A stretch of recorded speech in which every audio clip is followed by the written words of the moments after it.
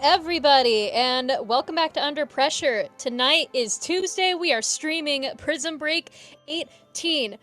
We are best of 3 right now, live to you, and I am Carnival, and I am joined here by my co-commentator, Ideas. Hello, everybody. It is great to be back for another Prism Break. Haven't been here in a minute, but I'm so excited to get into Prism Break 18 with my friend Carnival here commentating, getting into our first round here. I am already very interested seeing this pickup found dead in an alleyway because that is one of my closer friends, JJ, who I always enjoy seeing play. So that is going to be very exciting for me. But let me ask you, Carnival, do you have anything in the set that you're already getting kind of excited to see? Honestly, I'm just excited being here. I absolutely love commentating for Prison Break. It's been a couple of weeks since I joined the crew, and I'm actually genuinely really loving it. I don't recognize any of these players though, but I'm sure that we will see exactly how they are playing a little bit later on as we are getting into the match. Like I said, best of 3. It is found dead in an alleyway, which you said was a pickup, versus Pete's Strikers. Yeah, I'm very interested to see what we have here from both of these teams getting into our first round. And you did mention this is round one because we had such a small turnout this time that we're just doing double Elam. We're not even worrying about Swiss. It's just straight into bracket, which I always, it breaks my heart a little bit whenever I see Prison Break not hit that 20 limit. But at the same time, I do much more enjoy having to commentate through a double Elam bracket than going through Swiss. 'Cause sometimes Swiss just can feel like it's taking forever to make any progress through. Yeah, sometimes Swiss is long, but double Elim, we know how it works. We're here for it. And here on our first match here, we can see that we are going straight into Mako Mart Tower Control, which is one that we have seen many, many times before. It's kind of just an absolute bloodbath the entire time, especially with some of these more aggressive teams. Oh my goodness. I am just instantaneously recall the match last week with Mako Mart Tower Control, I'm pretty sure, with the quad brush comp. It was just very fun to watch. It definitely was really fun to watch that. Now, I'm super excited getting to Mako TC here. I do think we'll be starting in just a little bit with both these teams getting ready, and I just cannot wait. Mako TC has always felt like a map that whenever I watch it, it always looks really fun, but whenever I play on it, it just feels really slow. So I'm really hoping it's not one of those slow times. And we're able to see both these teams like really pop off, go in, start the match, guns blazing, both teams just going in, getting trades, getting fights. There is no mid fight. It's only picks. I'd love to watch that happen right here. Either way, I'd just love to see the game as itself, and of course, commentate the game for all our lovely viewers watching tonight. Absolutely, and as both of our teams are just about ready, we're going to move straight into this battle. Let's see how these weapon comps are looking tonight, because while the weapon comp does not make the game itself, it's just very neat to see. Looks like we have a Headit and a Stamper on the one side, and another Headit with, I believe that is a Range Blaster Vanilla. So it's gonna be a Headit fight, no matter which way you put it. And as we are moving in, Found Dead is immediately taking control of their stack, trying their best to get Peace Strikers up and out of mid as much as they can, but it seems like it's kind of a stalemate right now with those coolers coming out.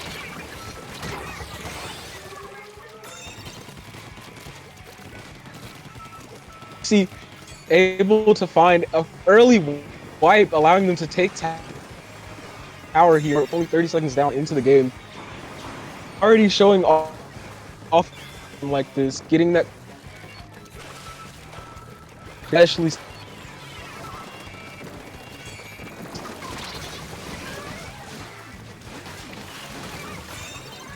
Oh my find goodness. Peace is able to find a little bit of a ground here.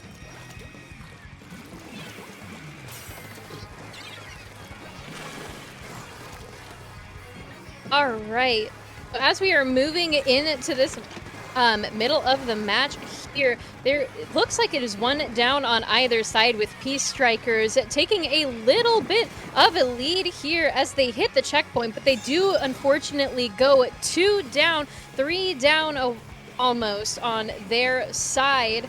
And As we are moving in here, we can see that Found Dead in an Alleyway is just doing their best to make up that little bit of push that Peace Strikers had.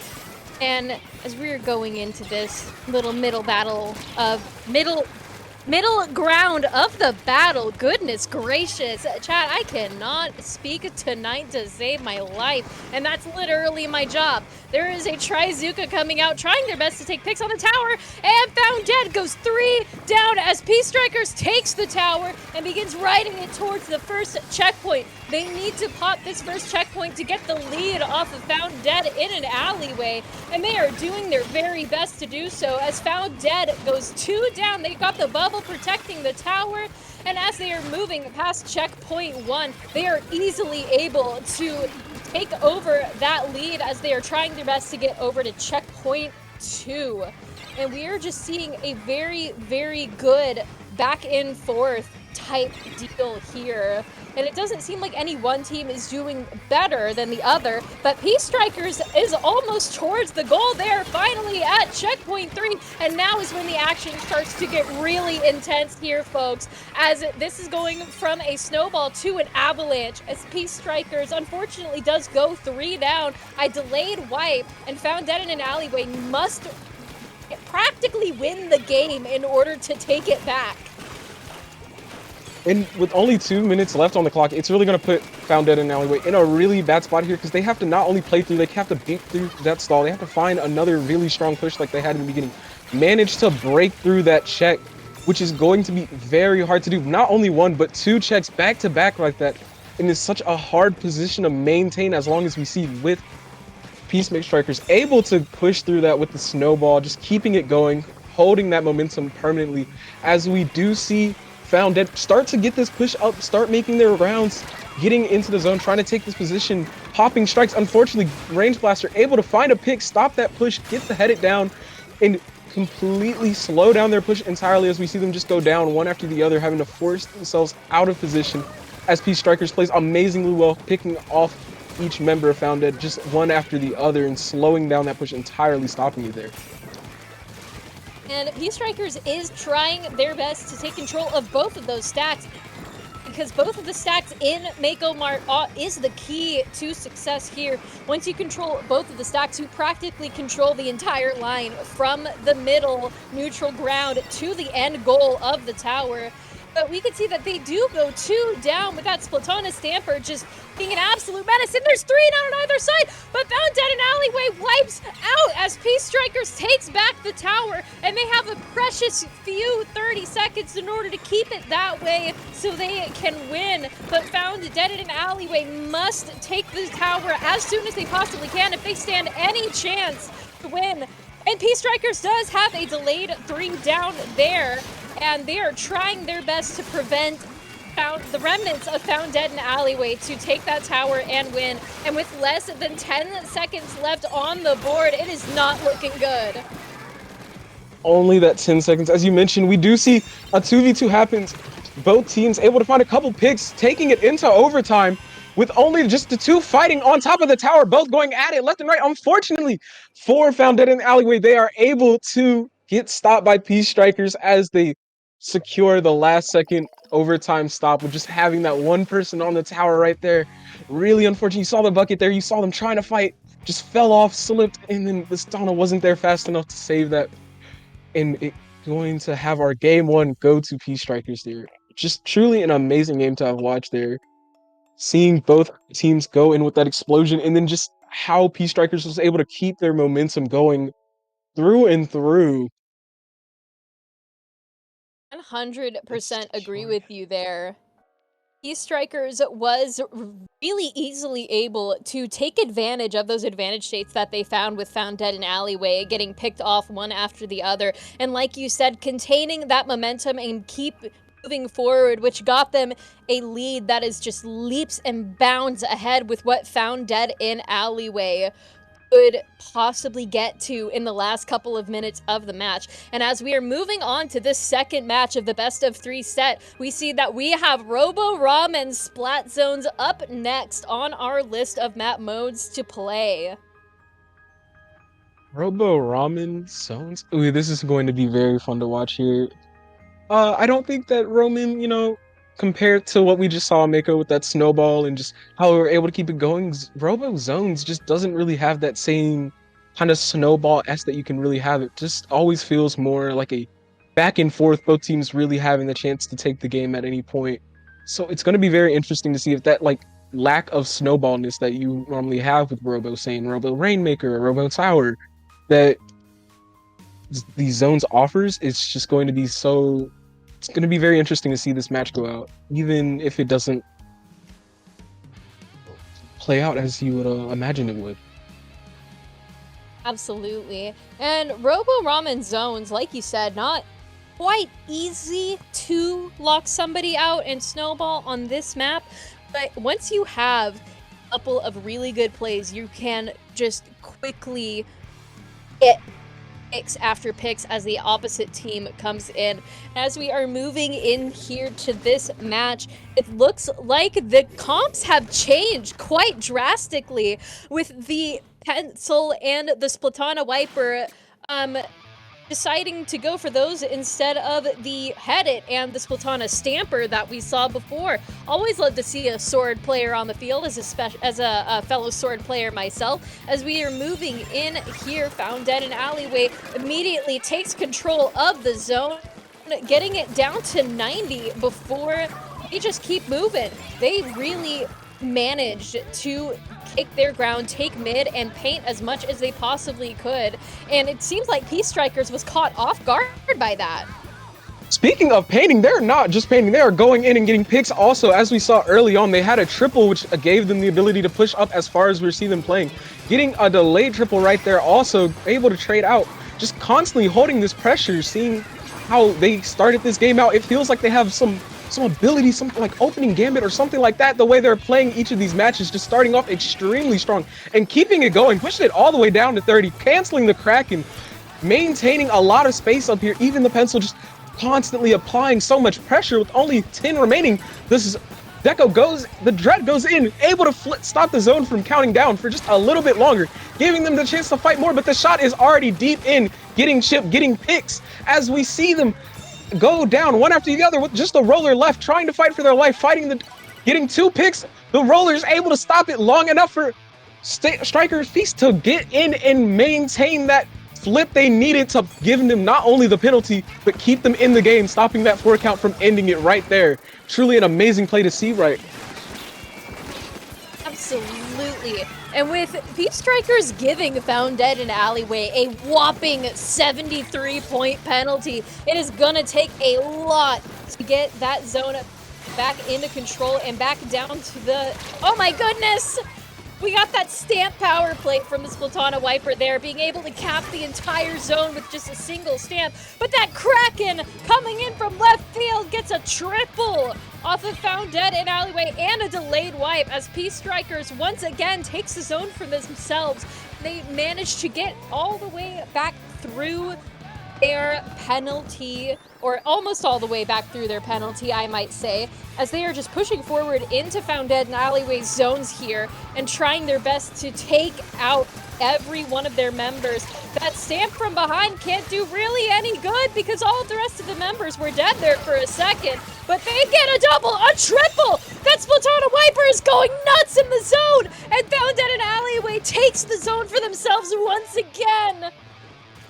It's really important to remember, like, even that Wiper getting that triple there, allowing their team to get back in off of all those picks, getting this flip is really important for Found Dead because they're able to even further delay, even if we see another reslaughter come out, even with the bubble, which instantly was punished by those strikes from Found Dead, just outplaying the strikes there, or outplaying the bubble there rather. Just keeping it going, getting them a larger penalty is going to just allow them to stall out even longer, allow them to play the game more, as we just see them with this incredible lead, only needing a couple more points on the board, even pushing it down through the fact the Wiper just going deep, not stopping, wanting to get that pick, making sure that Headit does not get to do cooler, as they're on 4, 3, 2, and 1, allowing Found Dead to take the game 2, not going to let them go down to a 2-game sweep for our round 1 here, taking it all the way to game 3.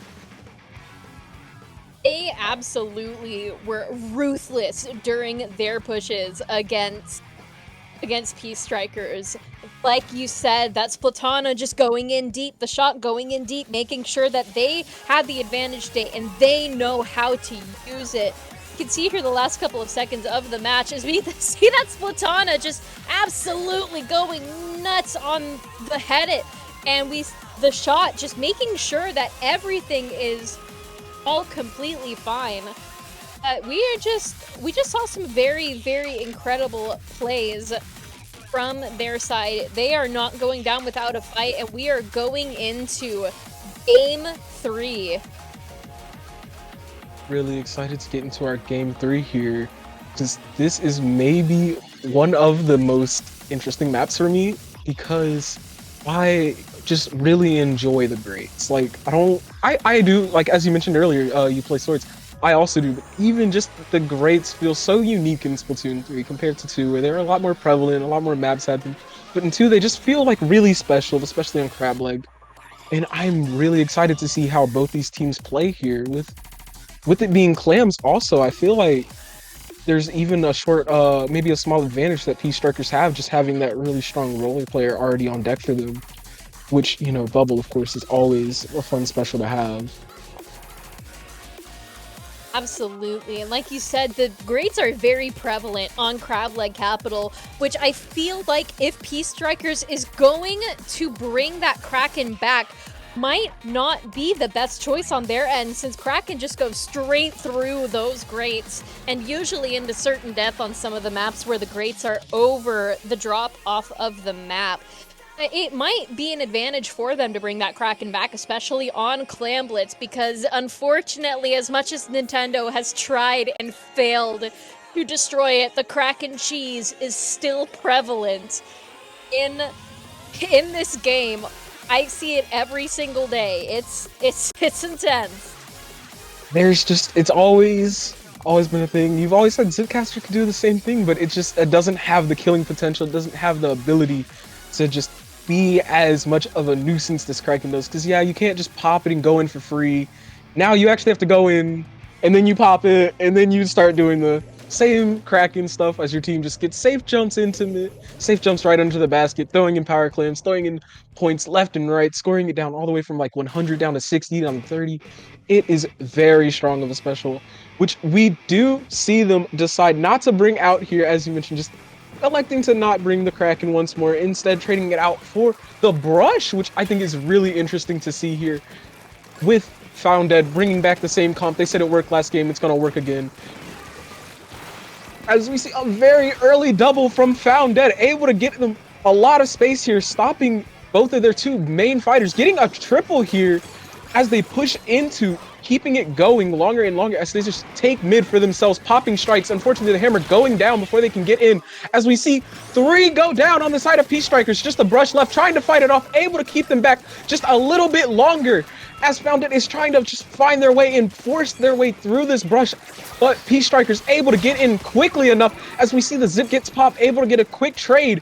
Both teams just trying to find that last little bit of an edge they need. Found Dead wanting to get in, but unable to do it, as Peace Strikers able to keep that defense up, stopping them from getting in like that, with the slider taking out the stamp, as we see them force their ways back into mid. An incredible defense there, especially from the Brush, getting that triple. 100% a great first play by both teams, with Peace Strikers being able to stop that 21 clam push, which was an insane number to see as compared to Peace Strikers' 0 clams.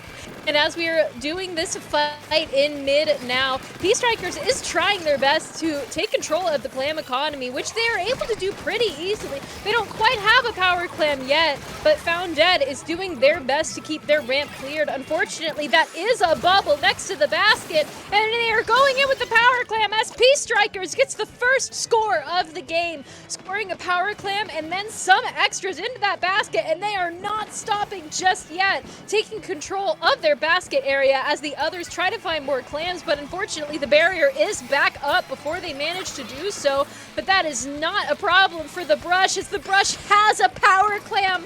Once again, they just gotta wait for that basket to go back down, and with that cooler, it's just going to be an easy way for them to get in as fast as they can. But they elect to do the Zipcaster instead, as we can see both of the power clams that are on Peace Striker's side are being held by other members. They managed to get both of them in! An incredible jump right there, getting into that reach slider, getting to them, getting that safe jump. The hammer, unfortunately, not able to stop them from throwing it. It's just not fast enough to get that kill that you need. Able to take them all the way down to 45 points remaining, which is a very big lead as they have a decent share of the clam economy here. Both teams not really having too big of an advantage until we just see Peace Strikers able to have 16 clams online and pushing back Found Dead, keeping them delayed even further. The strikes come out, but the blaster underneath just gonna control a lot of space over there as we see them Found Dead just trying to push their way back into mid here, trying to find that last bit of ground they need, really looking for the in that they had at the beginning of the game and just get that like early Zipcast, that early Zuka double that they just need something strong with the hammer going in, able to find the double that they were looking for, getting a triple with one jumping out, forcing them to play on the defensive here. We already saw earlier that they have a really strong defense. The strikes are popped, giving them a lot more space up here, trying to force a couple points down, but with not enough clams online already, it is not going to be enough as Peace Strikers wipes out Found Dead, stopping them from even getting past to 60. It's a very good defense, as we saw from the Net Dread, just putting in a lot of work there with the very safe jump. Both teams going back into the mid fight here, just trying to look for the advantage. Absolutely. Oh my goodness. It has just been a total back and forth, but there is less than a minute left in the match, and unless Found Dead can score another, 30 points, they are unfortunately sitting on the cut end of the stick here. That Stamp trying their best to go in. Specials are being popped all over the place, and they don't seem to have a clam that is ready quite yet, but they do have most of the economy, but people just keep going down left and right, and Peace Strikers is just not letting them have that lead as easily as easily as Found Dead wants to have the lead. That Pencil is doing their best to protect the basket, but unfortunately they, oh my goodness, and they jump in with the power clam and break the barrier. Now they have to get enough clams in order to get this overtime done with on their side, but they unfortunately do go down, which means that Peace Strikers wins the match and the set, getting the first and the last games of this best of 3. They are moving on up while they leave Found Dead in an alleyway. Well, Found Dead on Crableg Capital Clam Blitz. Well, they might not be dead yet. Heading, we never know. They could just as well come out of losers for the revenge that we had seen. But an amazing play from both teams. Peace Strikers able to just coordinate so well to get that really 40 points on the board in keeping Found Dead in an alleyway just out of the zone permanently. And even with that last minute play from Found Dead, it was just too unfortunate that they weren't able to get enough clams in, having that jump and having such a strong opening. Just both teams playing amazingly well. And I cannot wait to see more from both of them this tournament. Like, 100%. I keep saying that. I should probably stop saying that. That cannot be. Refuse to let that be my catchphrase for this go round. oh yeah, no, Oh 100%. my I think goodness. you should do. You gotta find the right words for you. You know, sometimes I gotta pull I do them believe from the so. depths of my brain. Yeah, I gotta dig deep. I gotta get a deep cut, if you will. A That's really deep neat. cut. Yeah.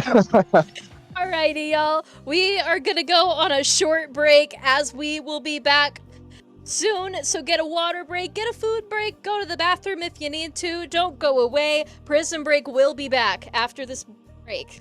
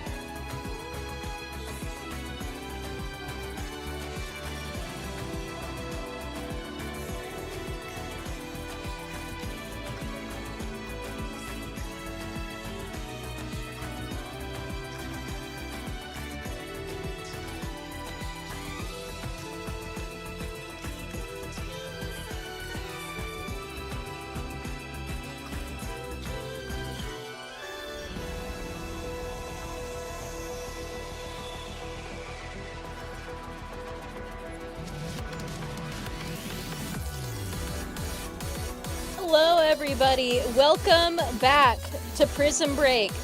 It is the quarterfinals, best of 5. We are here with Holy War versus Retro Records, who is a team that I am familiar with. I have calmed on their matches several times on Prism Break, in fact.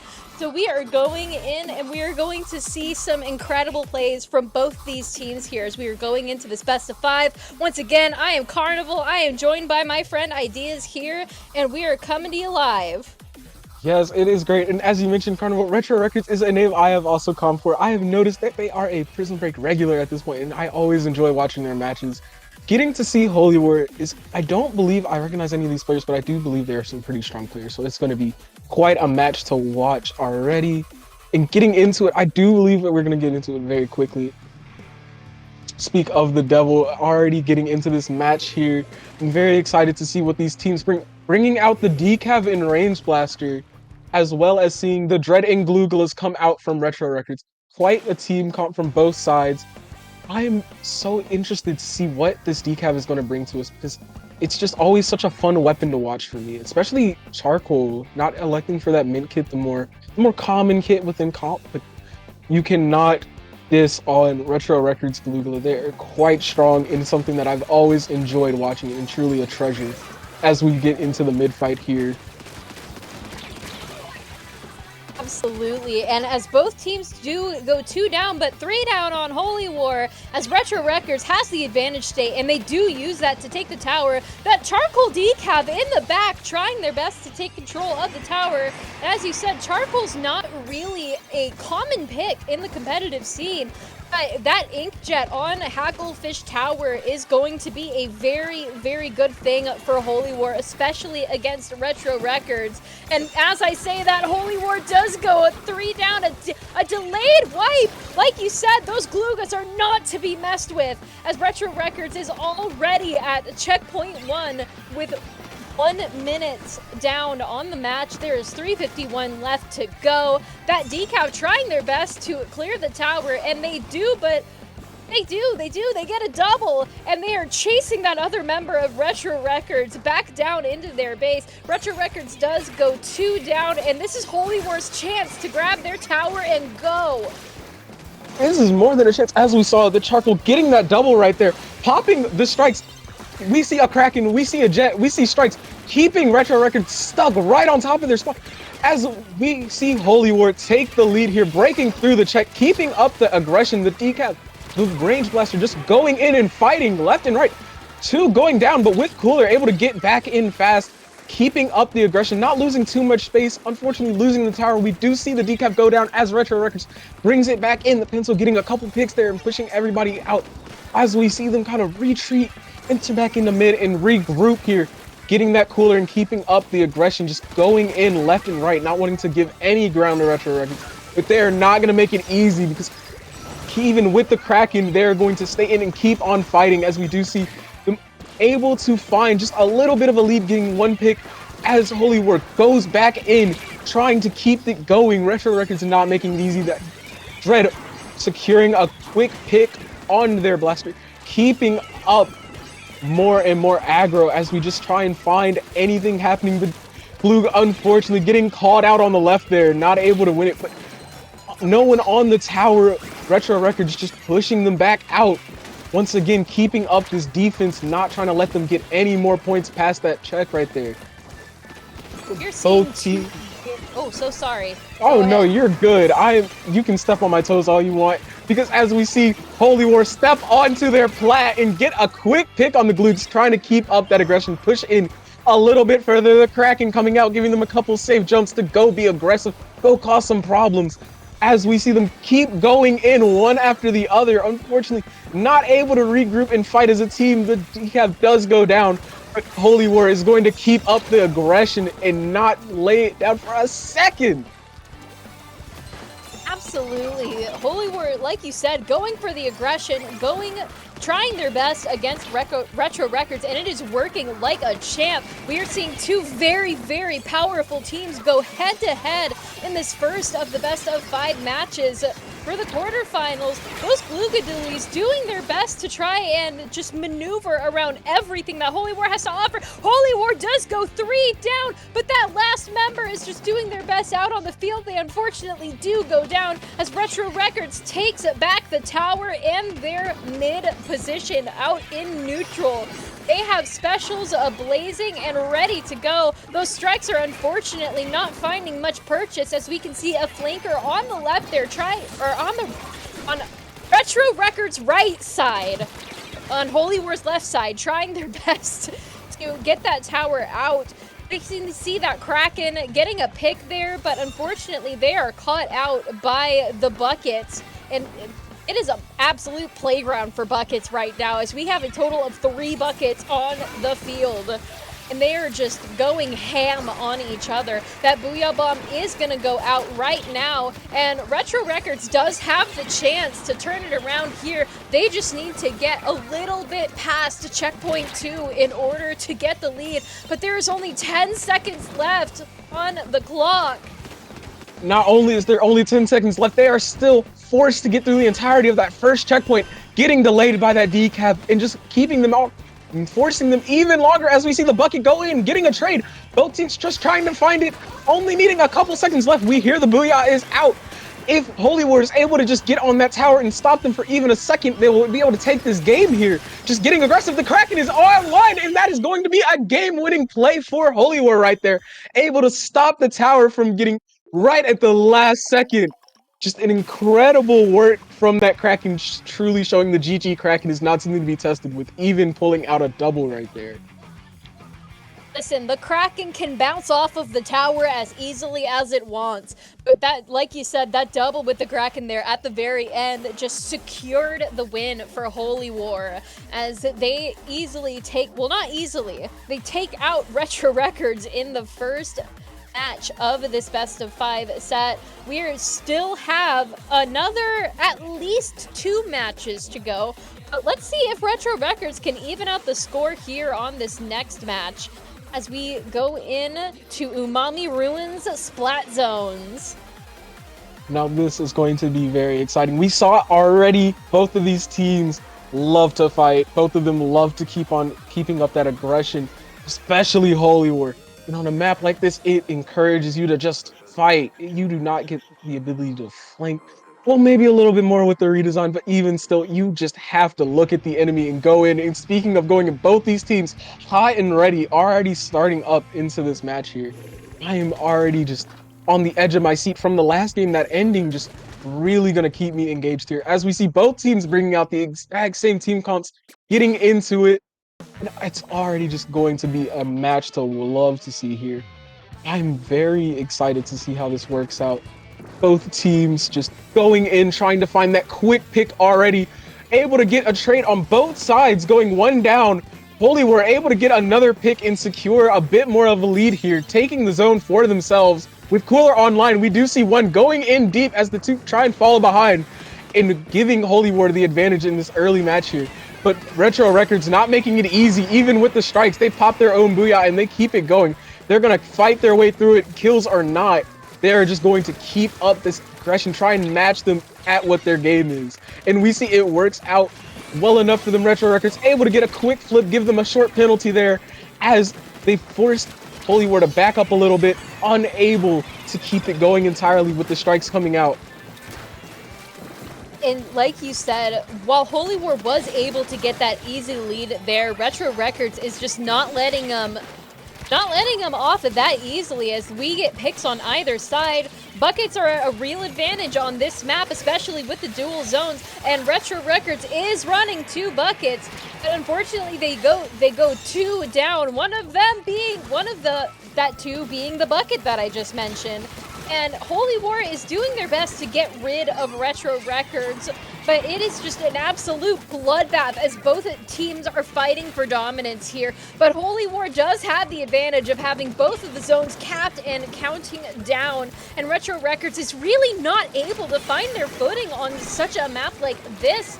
as they're trying their best to go for the advantage, and they get 3 down off of Holy War and push forward. They take control of the zone, and it's a delayed wipe on Holy War's side, and Retro Records pushes forward into their base as they are trying their best to get rid of more members of Holy War so that way they can flip the zone back over to theirs.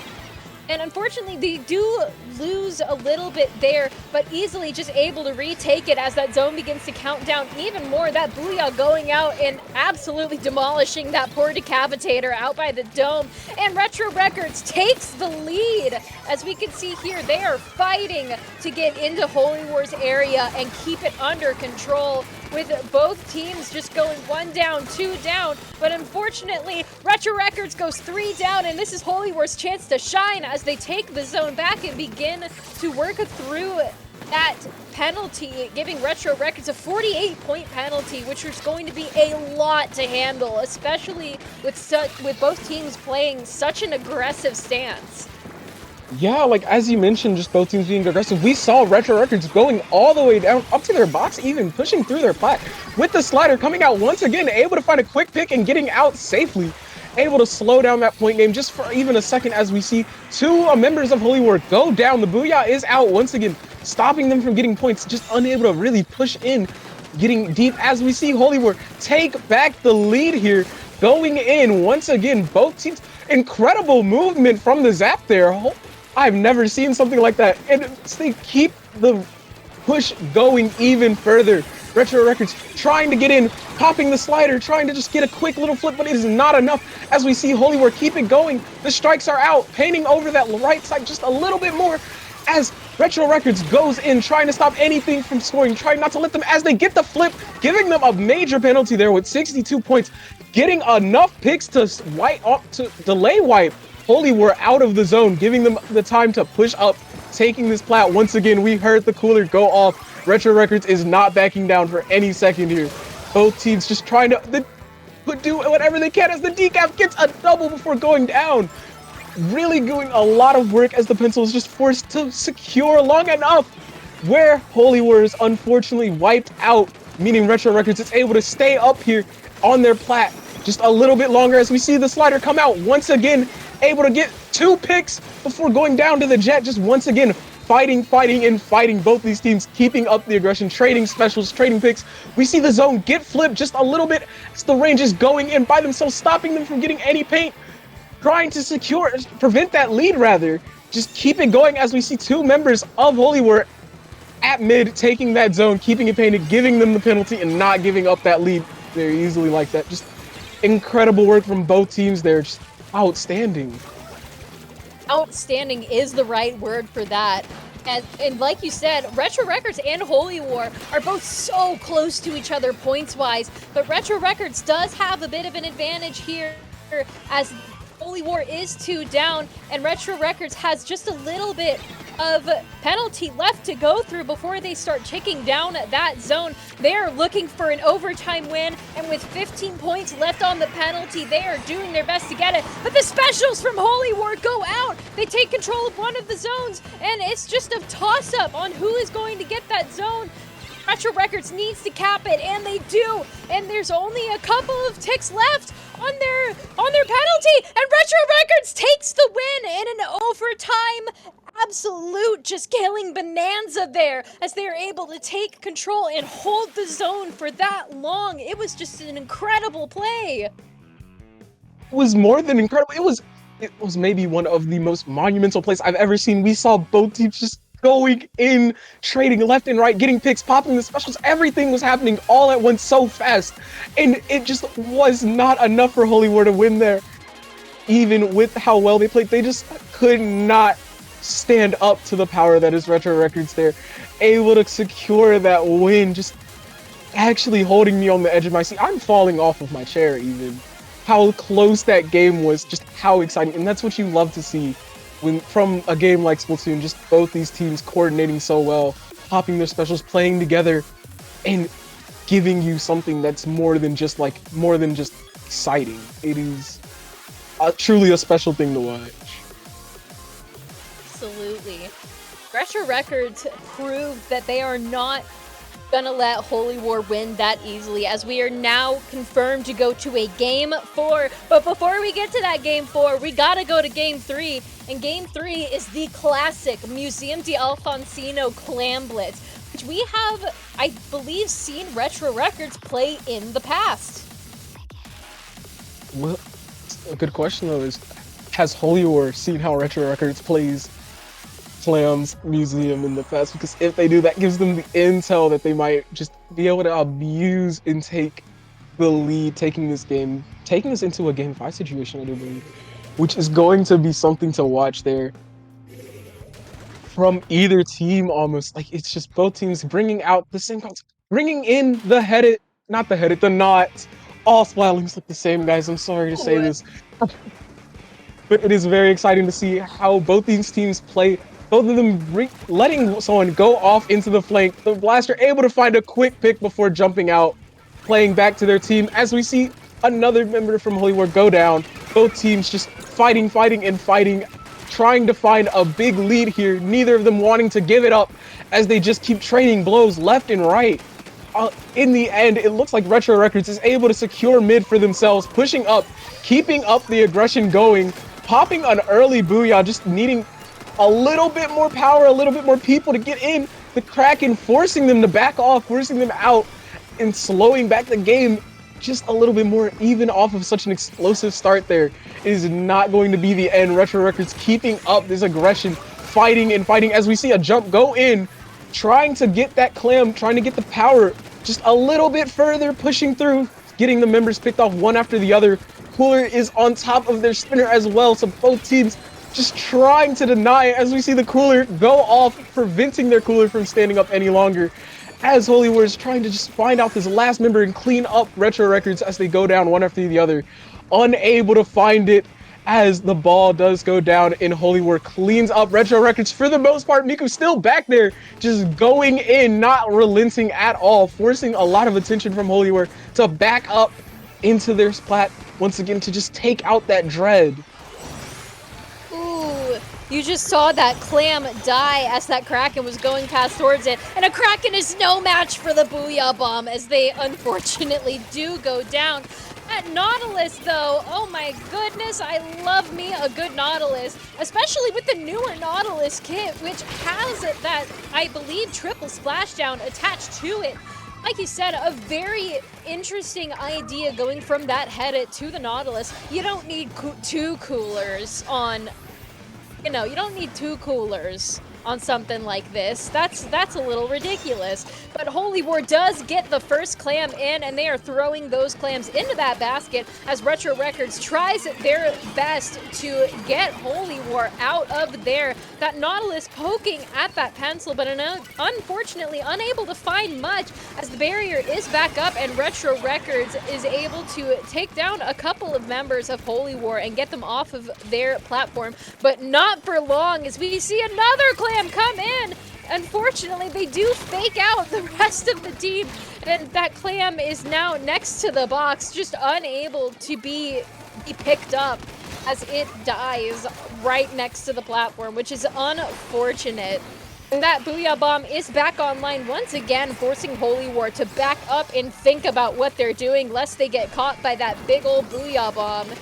But you can see here that Retro Records is trying their best to move into Holy War's platform, but they do not have the clams nor the advantage state to back it up. And it's just been a bloodbath on either side here. We can see that Blaster is taking the box. They are trying their best to get that clam in, and they do make the clam at 62 points. As that Kraken goes in, they do not have any more clams to back it up after that, getting it only down to 59 as Retro Records takes 8 clams to their name. It just as you said there, Holy War just pushing in, keeping it going. We see another jump go in, just waiting for the basket to go down. They're counting down the seconds, and it's finally arrived there once again, keeping up this aggression, scoring even more points. I'm just saying, as we see them take it all the way down to 26.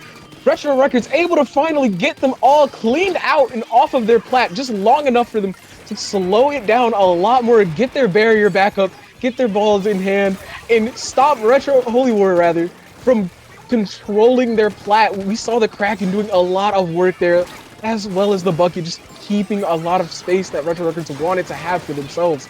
As we see them go in, the Knot finding two before going down, holding off Retro Records from pushing in. The Glue just trying to find something it can do, and Mid trying to hold off Retro or Holy War a little bit longer, as we see the Bucket go down, getting two before going out. And Retro Records finally able to get more space at mid, but not having it for free. They still have to force it on it. They still have to force that zap off as they just contest mid, waiting for their team to get back in play here. With both teams just looking for that edge. We do know that Holy War, with only a short bit on the clock left, Retro Records is really on the hot seat here, having to score a lot. They have to score almost 80 points in one push with overtime. In 2 powers, they do have a jump in and are ready to start kind of pushing through here. All of them together, pushing through the plat, getting a pick one after the other. But the triple splashdown is going to take out one. The Knot going in to take out another. Unfortunately, not able to find it as we see the bombs come out. Retro Records having no seconds left to try and open the basket. They get it open, but it is not enough. There's nobody there, unfortunately, to score a little bit longer, just wanting to keep it open, running through, hoping and praying, but it is not going to work out as Holy War is able to stop them from even keeping it a second longer, securing that Game 3 victory. And with that Game 3 victory, we are going to see a Game 5 of this best of 5 set here. Retro Records playing very, very defensively in this match, which might not have been to their advantage, as Holy War was just able to easily, time and time again, just push up, push forward, get the clams in the basket, get out of there. Retro Records being unable to score a single clam with how relentless Holy War was with those just plays. It was incredible. Well, let's give Retro Records some credit. They did get 20 on the board at the end. They did get that clam, but it was just not enough there. And it is so unfortunate that we saw how strong Holy War was there for if you're a fan of Retro Records. Able to just force them in. And as you mentioned, a lot of space was controlled. That Kraken, you mentioned earlier, the Kraken cheese and clams will always be prevalent. We saw that Kraken just get popped. I saw jumps going in. The Kraken is nowhere to be found. They're just all the way on their flat, giving them the most safe jumps under the basket, as we saw them score a bunch of points online. And that really pushed it in the side of Holy War's favor there. As we are moving into Game 4, we have Inkblot Art Academy Tower Control, which once again is going to pit these two teams into an aggressive knife fight along the action line here. Dare I say, they're probably going to be just about as aggressively fighting in mid as they were on Hacklefish Tower earlier in the set there. But we've already seen how Holy War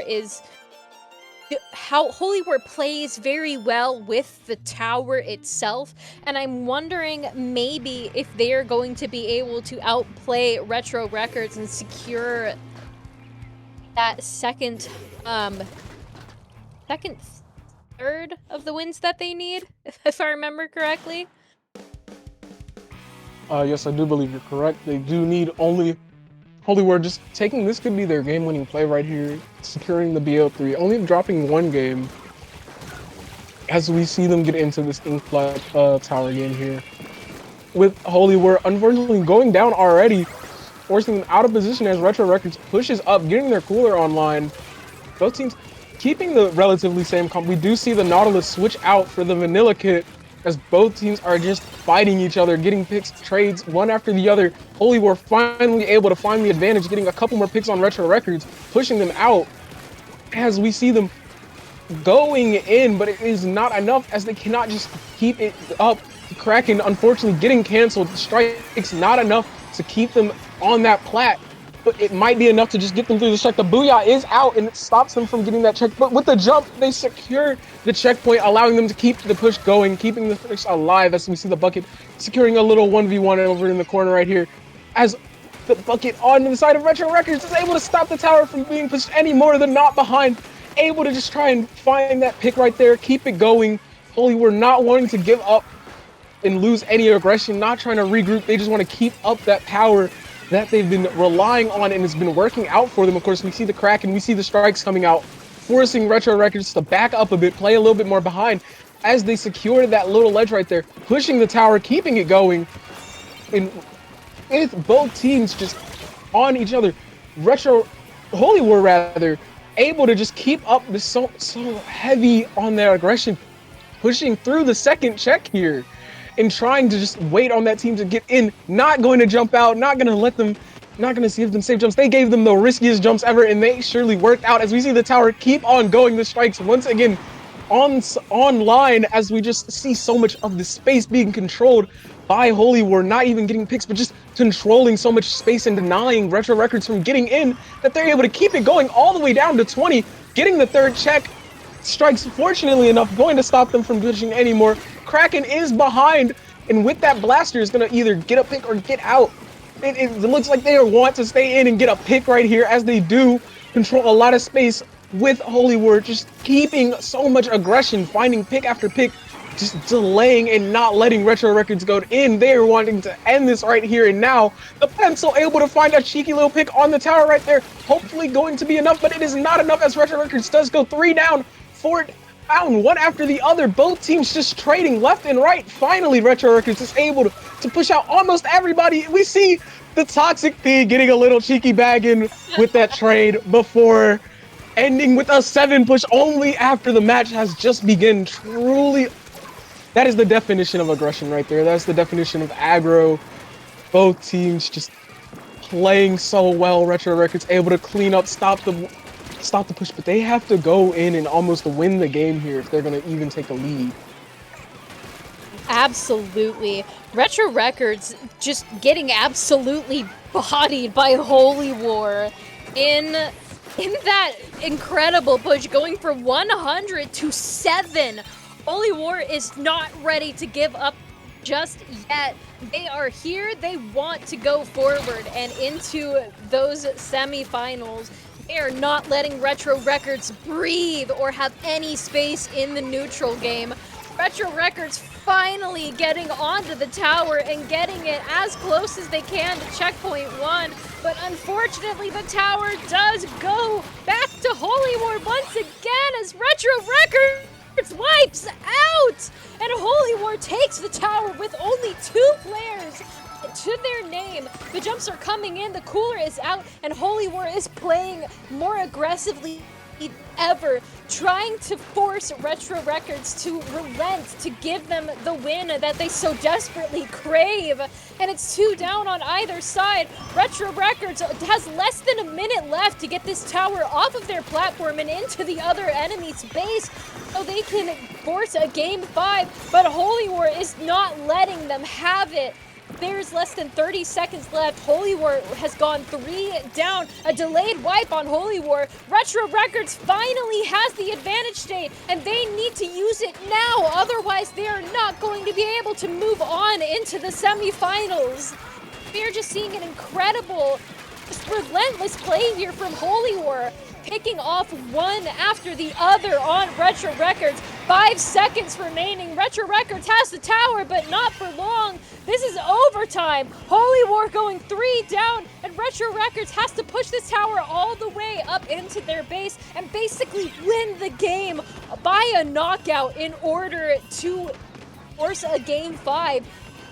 And Holy War is coming in and trying their best to get Retro Records off the tower. They get a pick off the tower. Holy War has to tap the tower, and that is game. Holy War takes the set at match point, unable to, well, Retro Records is completely unable to force a game 5 off of Holy War. Holy War is moving on to the semifinals, and Retro Records falls, unfortunately, behind.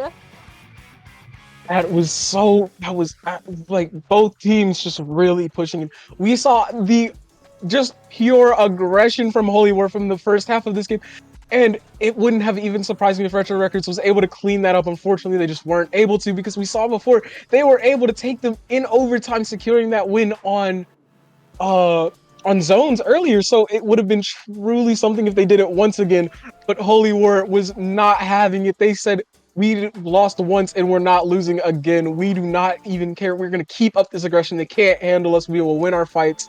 We're just going to go in with all of these strong killing weapons and just go. and they went, absolutely not giving any chances to Retro Records to even keep up. Truly outstanding to watch how both of these teams played the game here, though. I just, I do hope we see more from Retro Records coming out of losers, maybe. Oh, you know, you're never out at first. You always have another chance when it comes to double elim. So it is going to be something to watch here. I'm truly excited to see how the rest of this tournament runs. That was something though from both of those teams. That was something from both of those teams. But while we are waiting for these next teams to get ready for the semifinals, we are going to go to a quick break. Y'all know the drill. It is snack time. It is drink time. It is go to the bathroom time if you need to do so. We will be right back after the break. Just stay around. Just stick around. Everybody loves a good semifinals match, and we here at Under Pressure are no exception.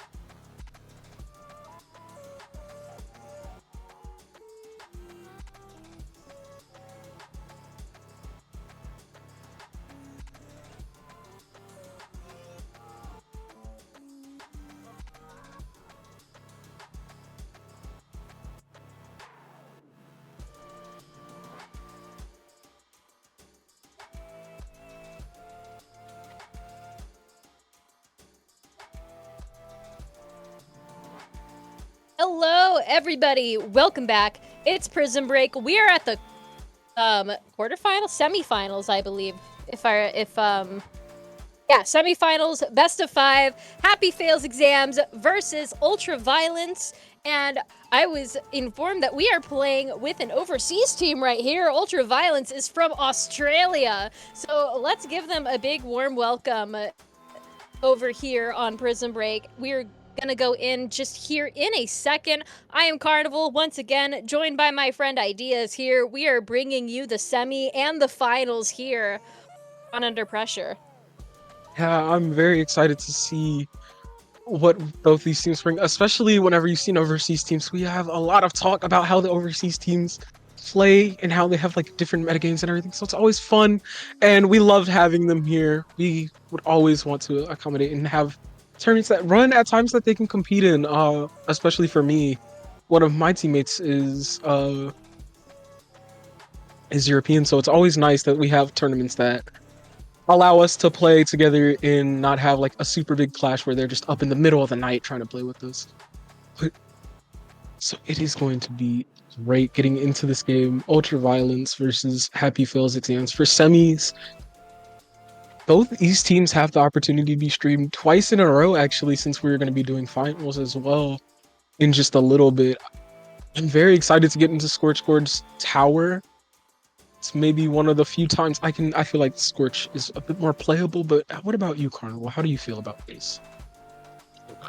It's Scorch Gorge Clams, actually, I am pretty sure, because I was looking at the tower icon and I'm like, I'm pretty sure that we're actually going into Scorch Gorge Clam Blitz.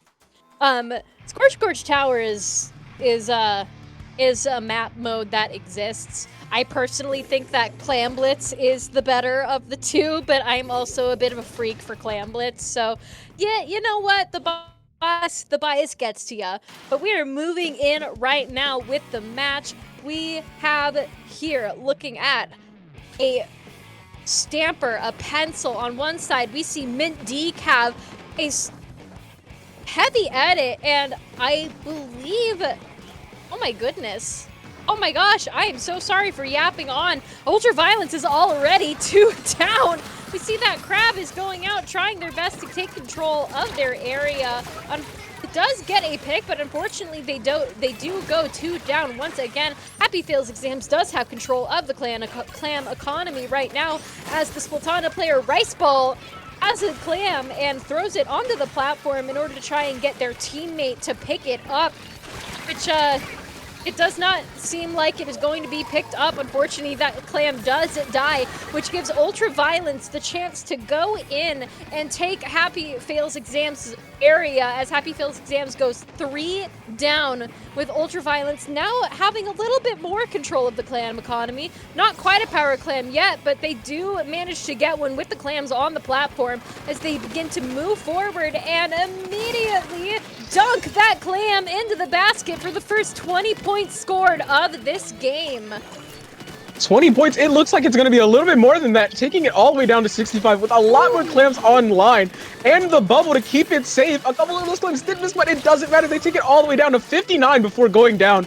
Happy Fails Exams trying to clean up, secure what they had before, trying to find that opening that they had that really strong and just try and get that back here as we see them go into mid. Unfortunately, losing their shot right there. Just unfortunate to see, as we see Ultra Violence getting very violent, popping a crab, forcing them back, keeping them on their side.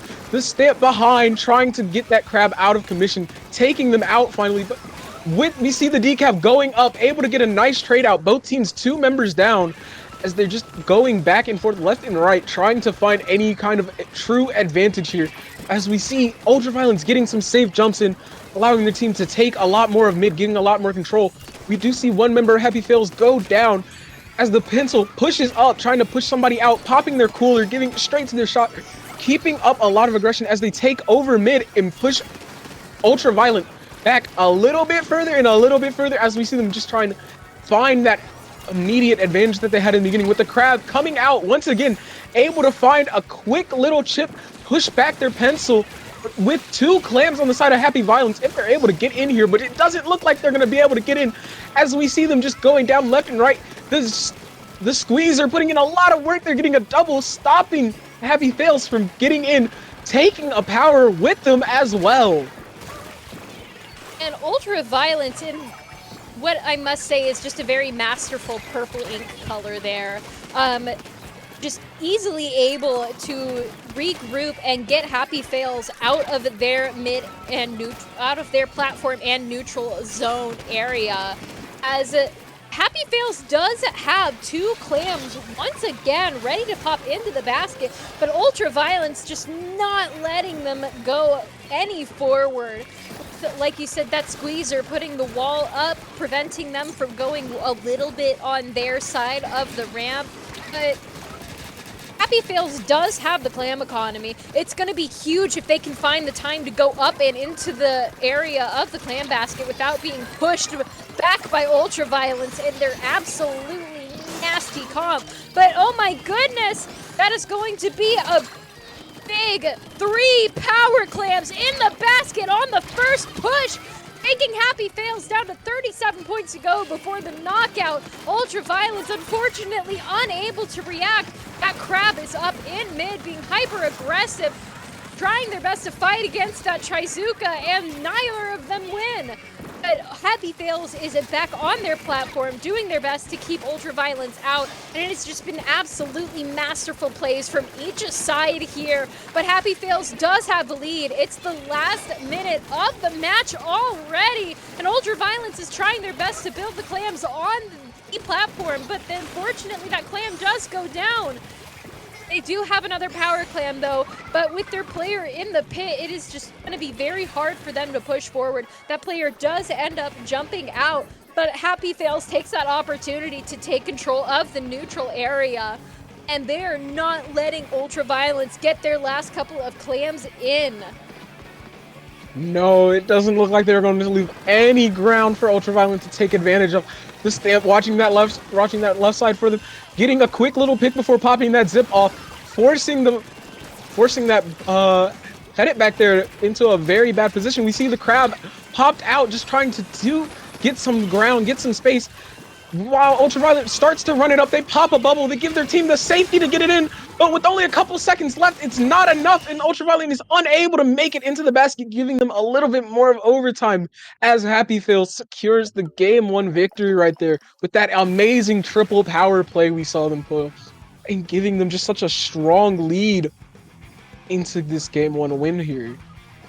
The triple power clam first and last push was just an absolutely masterful move on Happy Fails Exam's part. They waited, they bid their time. They waited for that opening to just be perfect before they were able to take Ultraviolence unawares with 3 power clams all in one go, which ultimately led them to winning the game here. And as we can see, there goes the first one, the second one, and the third one is just right behind as they dunk it in, while the member of Ultraviolence behind them just absolutely unable to take them out. We just saw some very good clam in there on Clam Blitz. Really was amazing. Happy Fails giving a warm welcome to Ultraviolent with that explosive match right there, making sure that they are comfortable in the Eastern community with us tonight. Going into our game 2, I gotta double check to make sure this one is correct. It is Robo Ramen zones. Getting back into what we saw in I believe our round 2 earlier. Once again, will we see a run back of how I believe it was Found Dead with that aggressive opening and just keeping the zone controlled for almost what felt like the entire game there?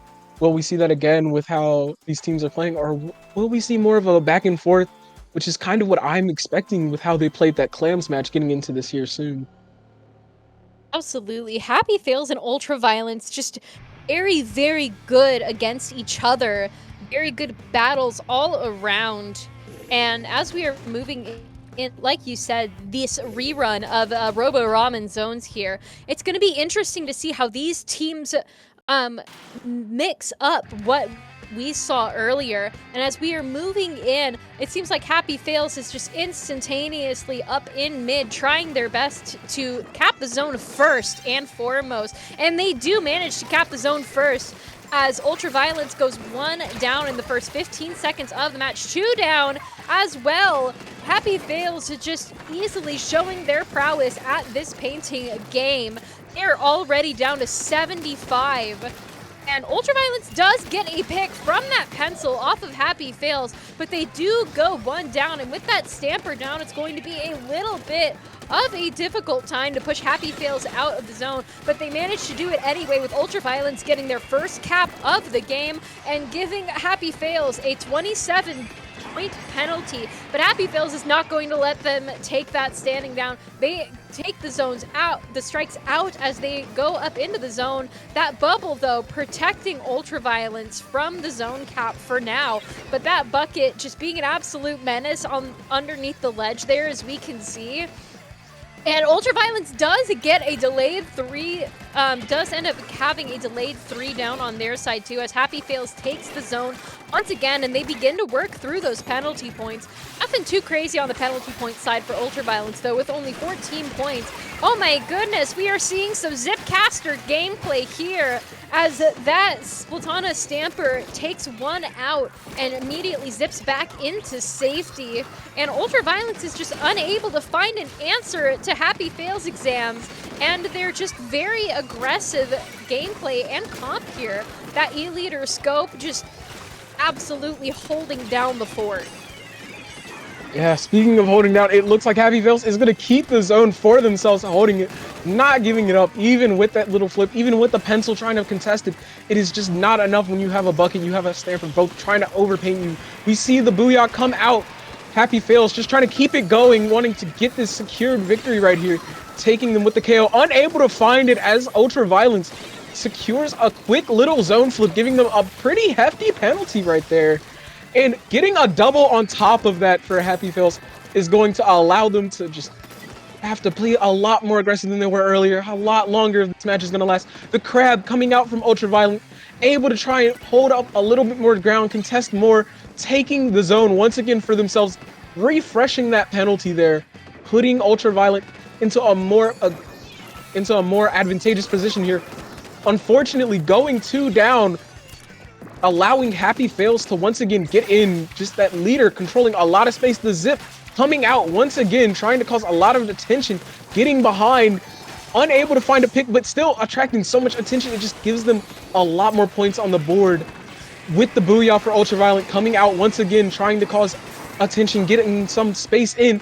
The strikes getting popped on Happy Fails as the zone is contested once again, but it is not enough as Happy Fails is able to get a double in a delayed triple, forcing Ultraviolence on the back end here, with all of them just going up, the leader even taking a very advantageous position. With only 5 seconds left remaining, we see Happy Fails secure game 2 here with a KO.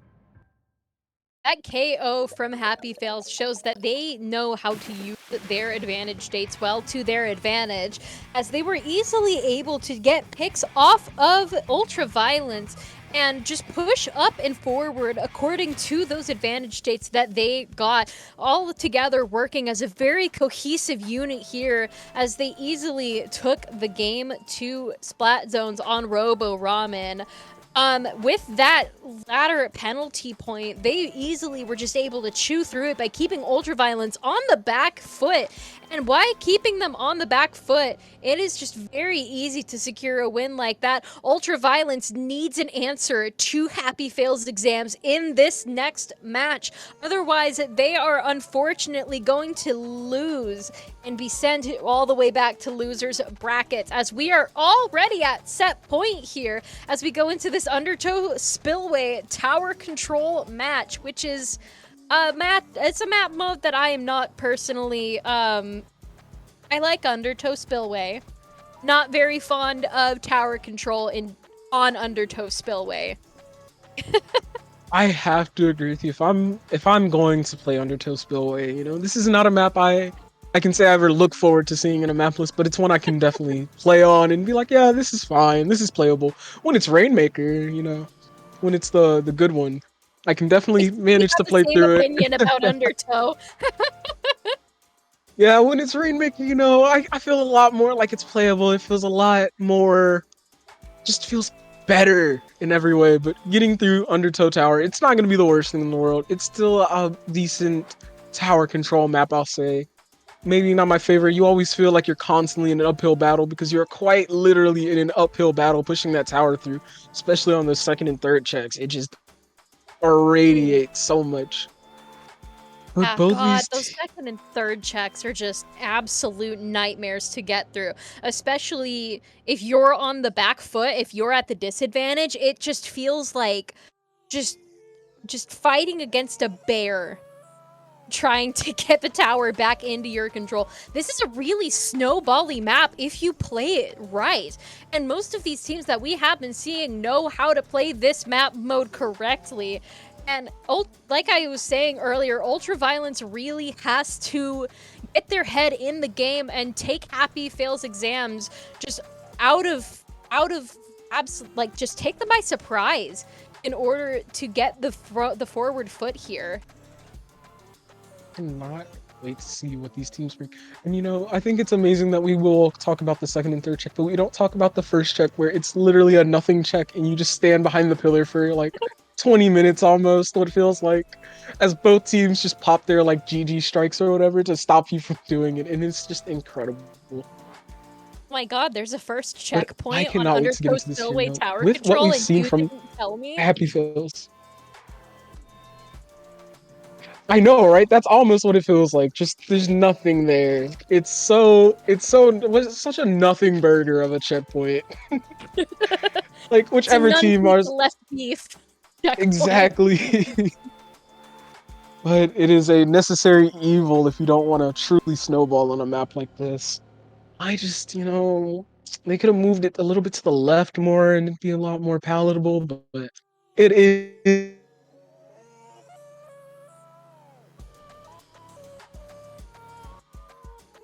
We are just waiting right now for these teams to get on, readied up, and ultra vice. select It work out a little bit better. weapon. Keeping that crab on.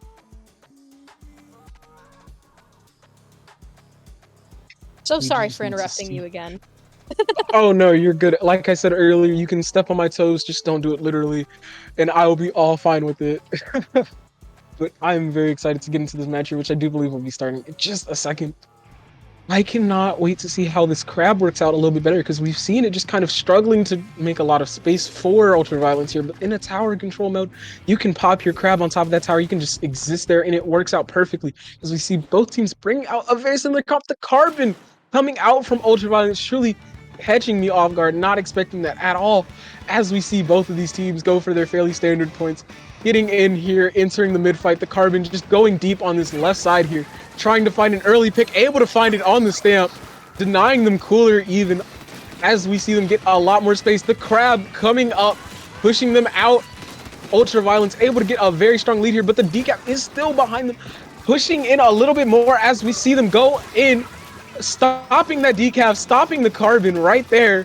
Happy Fails not letting it happen just for free as they take the tower and start pushing up, making it through the oh so coveted first check of Undertow Spillway here. Both teams just trying to find that edge, going 2 down on the side of Ultraviolence, allowing Happy Fails to make it through that first check here, keeping up the going. The Zip just able to cause a lot of attention, causing a lot of chip damage here.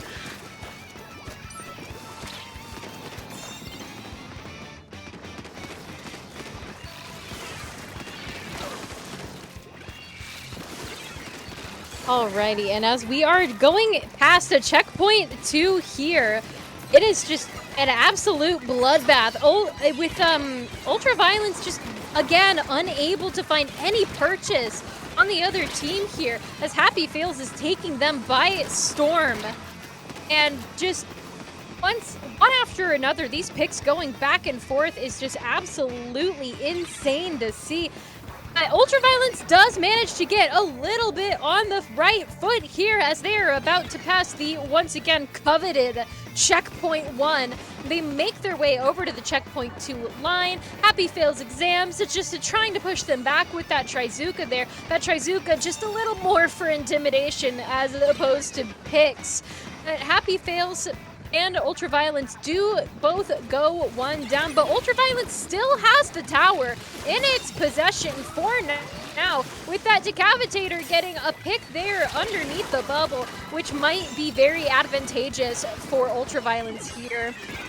But unfortunately, Happy Fails does bring out the strikes. And with those strikes, they are able to push most of Ultraviolence off that tower with that Carbon just going absolutely ham, super deep up against Happy Fails' ledge. But hey, you're a Carbon roller. What else are you gonna do, right? That super quick flat time that you see on the Carbon roller and being a nuisance isn't just for show. And as we are moving forward, Happy Fails Exams does seem to be in a bit of an advantage state here. Ultraviolence getting, unfortunately, they do go 3 down on a delayed 3 down there. Happy Fails Exams are trying their best to just keep Ultraviolence out of their area. That Zipcaster is going in, forcing the Crab to look at it, so that Crab is not really looking at anything else, and unfortunately does go down. And Happy Fails just keeping Ultraviolence on the back foot, pick after pick. That Carbon getting a sneak attack Carbon smash there, as we can see that Trizuka finds purchase on the tower, picking one out. And as that Carbon is trying their best to get as many picks as they can while being the sneaky Carbon that they truly want to be, Ultraviolence does end up going 2 down once again, and Happy Fails Exams does keep control of the lead there. As little as it is, Ultraviolence does have a chance if they can get the tower past the second checkpoint towards the third. They are going to be able to take the lead here, but they need to stop Happy Fails Exams from taking them off the tower first, and it doesn't look like that's going to be easy because those strikes are coming out, and unfortunately none of Ultraviolence that are alive are close to the tower in order to get it forward more. As we saw there, Happy Fails popping those strikes and pushing them back. Just so much aggression online for them, able to prevent a lot. We see the Zuka come out, forcing them, Ultraviolet, to back up a little bit, getting that double right there and keeping them off with only a couple members on Happy Fails alive. The Stamp finding a quick triple right there in the last couple seconds, keeping Ultraviolence back even more, denying a lot of their members that cooler right there, just unable to be obtained right now, as we see Happy Fails keep the push going, keeping it alive. Even in the last 20 seconds of this game here, the Carbon going out like a champion, trying to find a pick there, unable to find it. The decaf going in right behind them, trying to stop it. The cooler is online. Ultraviolence is just unable to find enough picks and stop them from securing the Game 3 victory right there. Happy Fails just taking them game after game, not relenting at all. Able to secure the quick 3-0 sweep for semis here.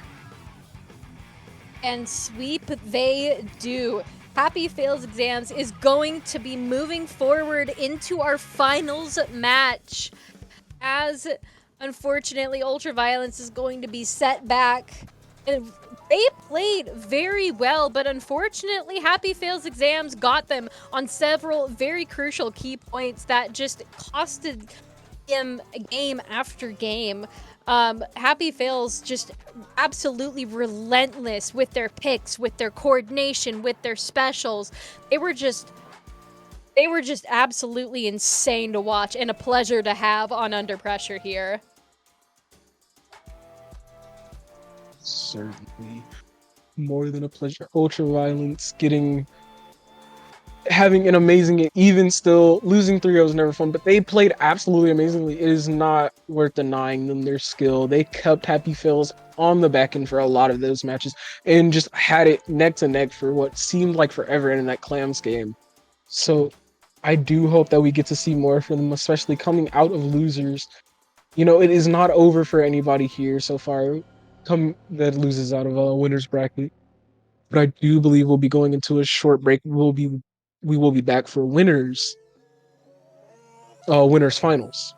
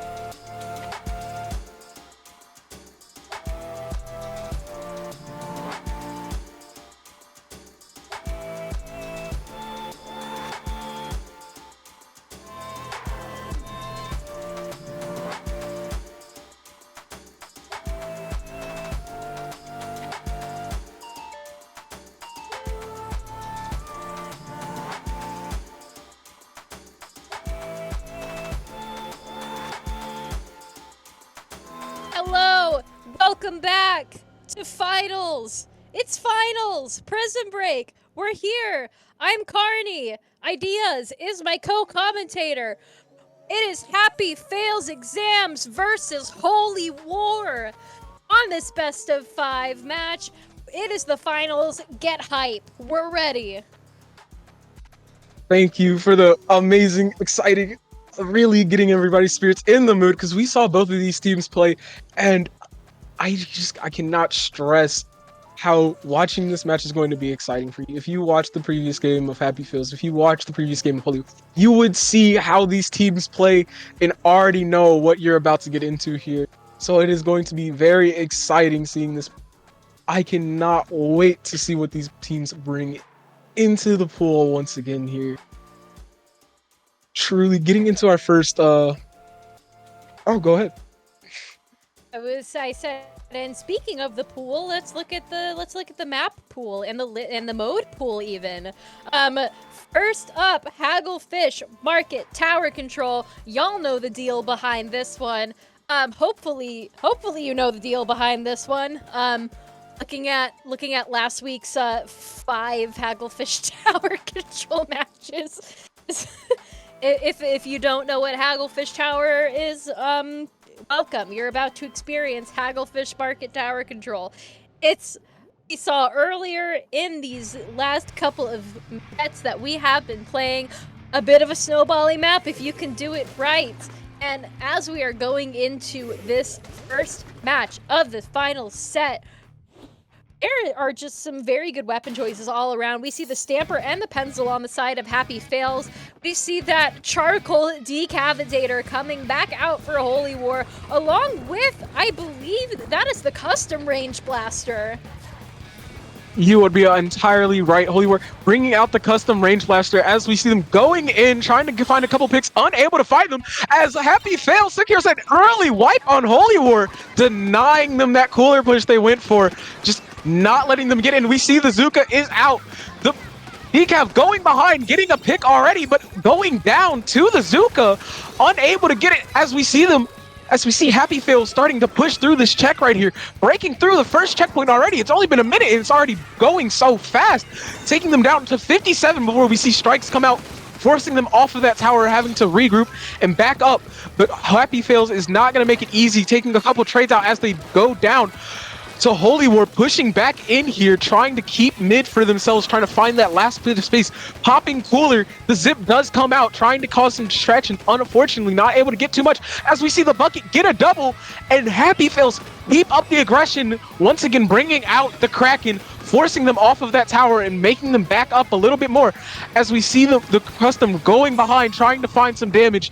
Unfortunately, able to find anything as we see Happy Fails maintain this tower, popping their cooler, keeping up so much aggro right on top of Holy War spawn. And they have been doing this for the entire match so far, popping their strikes, popping in, going in, trying to find picks left and right. We see 2 go down from both sides, trying to keep it going as we see Holy War finally able to get a little bit more ground, pushing everybody on Happy Fails out or not, keeping them off. Back into mid, still getting picks on the side of Happy Fails, not failing at all as they hit a very strong 42-point lead in the first 2 minutes of this match here. And like you said, Happy Fails Exams getting that very strong lead from the get-go, but the match is not over yet. We are seeing 2 top-tier teams here on the finals. Happy Fails Exams going in with so much aggression. It doesn't seem like Holy War is equipped to deal with this much aggression. Both sides have 1 down. We can hear that cooler go out on the side of Holy War. Holy War goes 3 down. Happy Fails Exams taking the opportunity to get back on the tower. All they need to do is get past checkpoint 2 in order to make that tower move up into the spawn of Holy War. And Happy Fails Exams is trying their best to make that happen, despite the ink strikes, despite the buckets and the Charcoal Decavitator just going after them.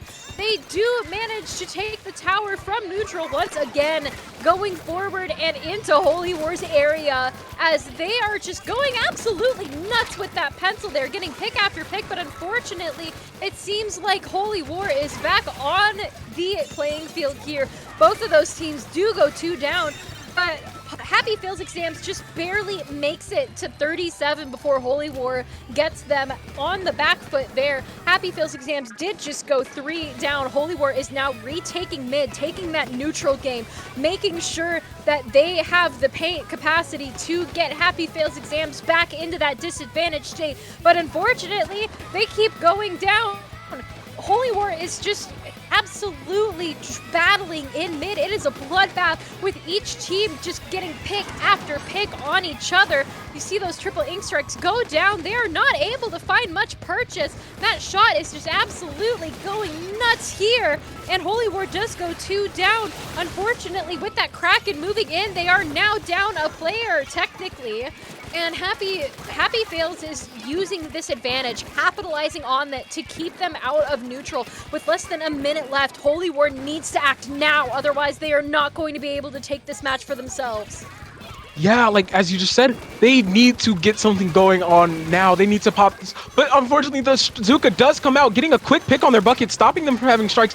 2 on the right side. Unfortunately, one of them going down already with the jump, not going to be able to live any longer. The bucket finding a triple on the side of Happy War, unable to get any specials online, just going down like that one after the other. Unfortunately, losing that fight that just could not find that last bit of damage in to get popping their jet, trying to keep them back, popping a Kraken, trying to get Happy Fails on the back end, putting them in disadvantage. But with Cooler online for Happy Fails, with only 15 seconds left in the match, it is going to be a real struggle for Happy War to get anywhere in that they need, especially with that Zuka they have to dodge, especially with this shot who has been going in and getting picks left and right. The bucket able to trade out, with Pencil being the only one left. The decav is not going to be able to do it as we see a GG strike hit that tower, giving Happy Fails the game 1 for finals here. Really an exciting match to watch if you're from the explosive opening that we saw Happy Fails play to the absolute battle that was the entirety of mid, and just an unfortunate amount of inability to clutch up that last few seconds that they needed for Holy War there, losing that fight off on the right side there. Just that is not going to mean they are out with how well both of these teams played. It is truly anybody's set here. Game 1 is only one game as we get into game 2 soon, but it was just like it's so enjoyable, you know. It's so amazing watching the teams play so well together, you know. Absolutely. And like you said, this is only the first game of this set here. We still have another potentially 4 games to go. Our second match is going to be going to Mako Mart Splat Zones, which is a very common map mode on this channel here. Mako Mart, the infamous just stack happy hellscape that it is. Happy Fails Exams and Holy War just going head-to-head on that last match just made me even more excited for this next match to come, because like you said, we have 2 very good, very explosive teams duking it out on the finals, trying to take it all the way to bracket reset. But I'm definitely excited to see how they're going to switch it up this time, because while Hagglefish Market Tower Control we saw there was just a very, very intense game, Splat Zones, I feel, has to be much more of a head-to-head sort of thing unless you get a very good advantage on the other team. With Mako Mart especially, it is quite hard for the opposite team to get towards that lockout position when they are going against each other. Yeah, like it's just going to be really interesting to see what these teams do. And as you mentioned, it is a much more head-to-head. You cannot just purely lock out on Mako Mart zones because it is way more flexible. It doesn't force you to push in as heavily, and the points that you can really hold are just not going to be as immensely strong as how we saw them with that tower game, just being able to control that entire of left 10, their 10 over on the right side for is what Happy Fails used to their advantage, bringing out the same comp once again as we see a very change come up on Holy War, dropping both the blaster and decav, changing them out for a pencil, the red pencil at that, and a shot. Something I was not expecting at all to see from Holy War coming into this game here, as we see both teams fighting at mid. Holy War going 1 down so far as Happy Fails pushes in, gets their cooler online. Both teams have it. The Zuka is out. 2 picks on the side of Holy War are going to allow Happy Fails to get in and get that zone, giving them a very early lead here, just giving them the ability to push in as we see them going in already, the bucket, taking that fight, jumping out, trying to help their teammate, give them a little bit more safety, getting 2 picks on side of Happy War once again, keeping them back as we see the rain going in, but is just not enough. There's no one there to help out that rain. Control the zone as Happy Fails keeps it under control, trying to control a lot of space in mid, controlling this right stack heavily with the buckets, just going at it with each other, with Happy Fails securing that victory right there in the 1v1, giving them the zone once again as we see the bucket going deep, trying to find a pick as the Zuka is popped, stopping Holy War from even dropping. One goes down, one after the other. Happy Fails just controlling a lot of space here, not letting them get in easily. Even with Cooler, they have already pushed it down to 30, and we have barely been 2 minutes into the game so far. How Holy were able to finally find the flip there, giving them a penalty. Unfortunately, not able to get zone for themselves, truly, as we do see two members of Happy Fails go down, but with Cooler, they're back fast. As Holy War finally gets the zone, popping those strikes, giving them a bit more time on the timer, as they get a pick and a half with that jump out, allowing them to finally get a lot more space as the bucket tries to do the same in controlling this flank here, unable to do it though. Holy War just taking the advantage there with that rain moving forward from the red pencil, which you don't really tend to see that much in a competitive setting. So I was quite surprised to see it. Speak of the devil, that Sniper Rider just instantaneously getting a pick there. It is just 1-1. Happy Fails does have the advantage here of having 24 points left on the board, but Holy War is not going to let them have that easily. They are still yet to flip the zone back into their position, and when Happy Fails does end up flipping the zone back, unfortunately they do go 3 down, but when they do manage to flip that zone back, they're going to have a 55 penalty to work with. Holy War is not letting them go that easily. They are fighting tooth and nail. It is stack warfare left and right. Holy War just keeping a very good grip on this zone finally. That Zipcaster going in, trying to find something. Unfortunately, Holy War does go 2 down, which is Happy Fails Exam's chance to go into the zone, cap it, and begin working through those penalty points. We see that Splatana Wiper there on the right side, trying to flank to the best of their ability. That Pencil just absolutely going ham on the members of Holy War that are still remaining after we saw just that 3 down. Oh my goodness. Happy Fails is not letting them retake the zone at all. They are not giving them a chance to breathe. They are only 7 ticks away from those penalty points being completely worked through, but Holy War manages to flip the zone back to their control, giving Happy Fails another 42-point penalty.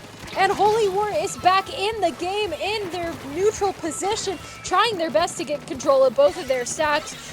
That Splatana Wiper is making it very, very hard.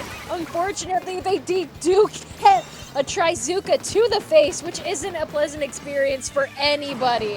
Oh my goodness. Holy War is just showing Happy Fails what they are made of, trying their best to get the zone back into their control, and they do. If only for a second, they lose control again. It has just been a zone flipping back and forth, head-to-head butting game here this entire time, and there is less than a minute left in this match.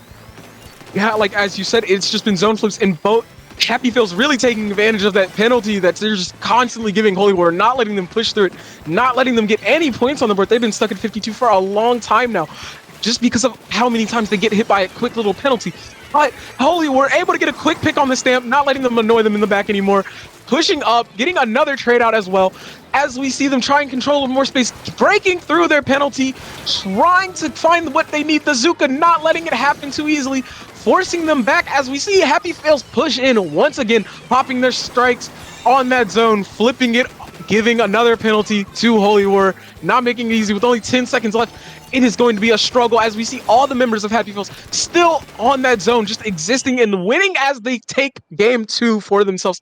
Just another really exciting match right there. Both teams going head to head, as you mentioned in the beginning, just not literally butting heads with each other, both pins just fighting. What a match to see, and giving game 2 to Happy Fails. They could take a game 3 sweep here if they can keep the momentum going. Like you said, they can absolutely take a game 3 sweep if they keep the momentum going. Happy Fails Exams, again, is showing their prowess on their coordination and their just general skill set in general against Holy War.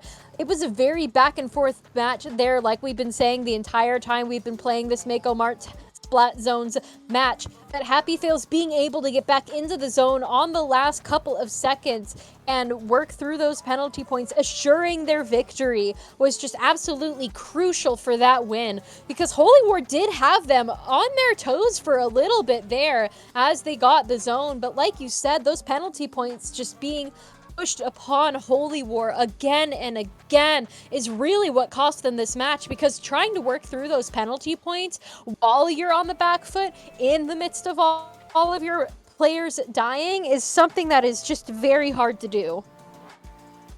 It's more than just hard to do. It can feel almost impossible to do. And it just was not working out for Holy War. Going into our game 3, we have Crab Leg Capital Clams. This is a mode I think we might see a little bit more. Hopefully, Holy War is able to take it and show Happy Fails that they are not to be slept on, they're not to be played with. And we get into it. I just cannot, like, the chills I have from watching these sets so far have been amazing. Just how intense both these teams are. You can see the fire in the players' eyes. And I think it's really interesting watching these games so far because Holy War is bringing out comps that I don't think I would necessarily see. They're bringing in options I don't find myself fighting often. Like, I don't think I've ever seen Red Pen used just at all because of how prevalent Blue Pen is. And they are making it work. They are playing to the advantages that Red Pen gives them. So Happy Fails is giving us the tried and true, like a very standard but effective comp. And they're showing that they have the skills to back up such a comp. Like you were saying, I barely ever see the red pencil in play. So it was very interesting to see how genuinely well it worked for Holy War, especially in those moments in that last match where they were able to push on the advantage of the Inkstorm, going in to cap the zone with the help of the Inkstorm's paint. As we are going into Crab Leg Capital Clam Blitz. God, try saying that 5 times fast. I swear I can never get it right on the first go. As we are going into this Clam Blitz match, it'll be interesting to see if they keep that red pencil around it. If they do, how they use it to their advantage. We see the Nautilus come out on Happy Fails. I am a fan of the Nautilus. I am all for it. Speaking of Inkstorms, we got 2 Inkstorms on the side of Holy War here, which is something that you don't really see often played. There's a Nautilus on both sides. They're just going for that heavy midline presence that the Nautilus gives to these teams. Holy War does go 1 down in the first couple of seconds of this match here, as Happy Fails Exam does have control of the clam economy for now, with a 10 clams over Holy War's now 2 clams as that Nautilus does go down. We see the Nautilus on Happy Fails just moving into mid, doing their best to try and keep control of that midline. Unfortunately, Happy Fails does go 2 down, but they are easily just able to come back up soon after, as that pencil is just keeping the midline clear of anything that is within its range. Happy Fails needs to have a power clam here if they want to keep this push going, because Holy War might be 3 down, but Happy Fails does not have the power clam to make up for it. And speak of the devil, and the power clam will appear, as we just saw it pop in mid. That crab in a very advantageous spot here with the long range, being able to push forward into Holy War spawn. We see that jump into the crab, and they just dunk the power clam into that basket. An incredible jump right there. It's just straight to the crab, giving them a quick 80 points remaining. Just a quick little, like, hey, take a penalty. We're gonna take the little 10 points, but we're gonna get on the board. And with how much of a battle both these teams are just fighting through mid, it was such a slog. It took them almost 2 minutes to make it through how defensive Holy War was playing right there. So even just getting that in, if they can keep a good defense right here, Holy War might not be able to even score 1 power clam and even up the score, let alone a power clam in a clam itself, because that is what you need if you do not have the advantage already. But we do see 2 members going down on the side of Holy War as Happy Fails pushes back in. They're not taking a very aggressive position up here. The Notch just going at it one after the other, forcing the other one to back off into a much less advantageous position down in the pit, as we see both teams just trying to fight it out, make it through, find a pick, get someone to get off of the screen and just go back to the coffee pot for a little bit longer. That's way we can see Holy War start to find those picks, getting in, pushing up, taking mid for themselves, using that rain to their advantage. One of the two popping, but Happy Fails is ready to return the rain favor, giving them their own to Taze dealing with, as we see them get a lot more space back and controlling a lot more of mid here. Just Holy War unable to find that last pick they need. The Blaster going in deep, able to find one pick with the bubble online, giving them a very safe spot to play from, but the not going to let it last long, shredding through the bubble and forcing Holy War to back up a bit, going 2 down, unfortunately, forcing a lot more space for Happy Fails to take advantage of, especially with that pencil just able to take a lot of it. And with that double rain, Holy War was able to push a little bit forward into Happy Fails exams. Happy Fails going 2 down, unfortunately, but Holy War doesn't have the clams to back up this push. They do not have a power clam built, and unless they're jumping in with that pity, which I think they might be doing, they don't really have quite the advantage that they would like to see here. Happy Fails just not letting them have their platform for long. As we can see, that Splatana Stamper absolutely going ham on that poor pencil, but that power clam does unfortunately go down. It is 2 down on the side of Holy War, 1 on the side of Happy Fails, and Happy Fails is just not letting Holy War go into their platform that easily again, because on that push before this one, they almost were able to get that push going, get it off the ground, but they didn't have a power clam to back them up. And with Happy Fails having control of most of the clam economy here, it has been very difficult for Holy War to get a power clam. We are already down to less than a minute before this match ends, and Holy War needs to go forward now with a power clam and a couple of extra clams afterwards to claim that lead, to claim that victory, to try and get Happy Fails to lose for once. That Crab is out and doing their best to keep the rest of the members of Holy War back, and they do.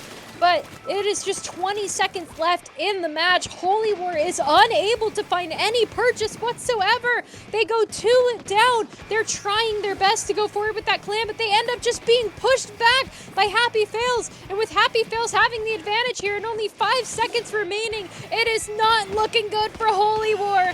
And it is overtime, but at what cost? That clam is just about to expire, and Holy War did not have the clams to build a last power clam, which means that Happy Fails exams sweeps Holy War in our final set of this Prism Break. But don't go away. We've still got more coming up very soon.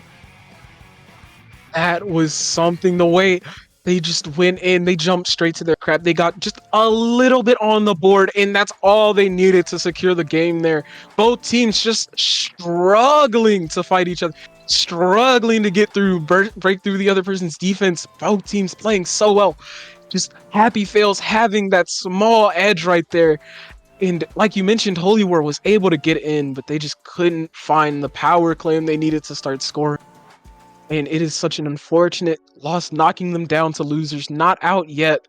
They might come back. They might take them into winter grand finals, but we will have to wait and see, because I do believe that this is going to be our last set for the night, as we will be switching commentators in just a little bit during our short break. But Carnival, before I go, where can I find you? Well, as you can see right down there on the bottom left hand of your screen, my blue sky is up on that but as to where you can find me actively, I'm on Discord under blind.bet. You can find me here at Under Pressure. You can find me at Off the Dial. Find me at Splatoon Tourney. I do commentary for Ludi when it's in season. If you see me out in the wild somewhere, say hi to me. I don't bite. I'm a pretty chill guy. All right, What guys. about So a little bit of a lie there. Does bite. So just letting you guys know that. But you can find me at Out of Ideas EXE on Blue Sky mainly for the most part. I do a little bit of work everywhere, you know, I am a big fan of the Malway Institute people. They're always nice to work with, as well as the Ammonites tourney staff, where you can find me commentating over there as well. But it was great to be Alrighty. here tonight. Absolutely. Thank you guys so much for having us here over at Under Pressure. We're going to be switching our commentators out here shortly after this break. Don't forget to stick around. It has just been absolutely insane here tonight, and we are ready for this next one coming in to you guys live soon.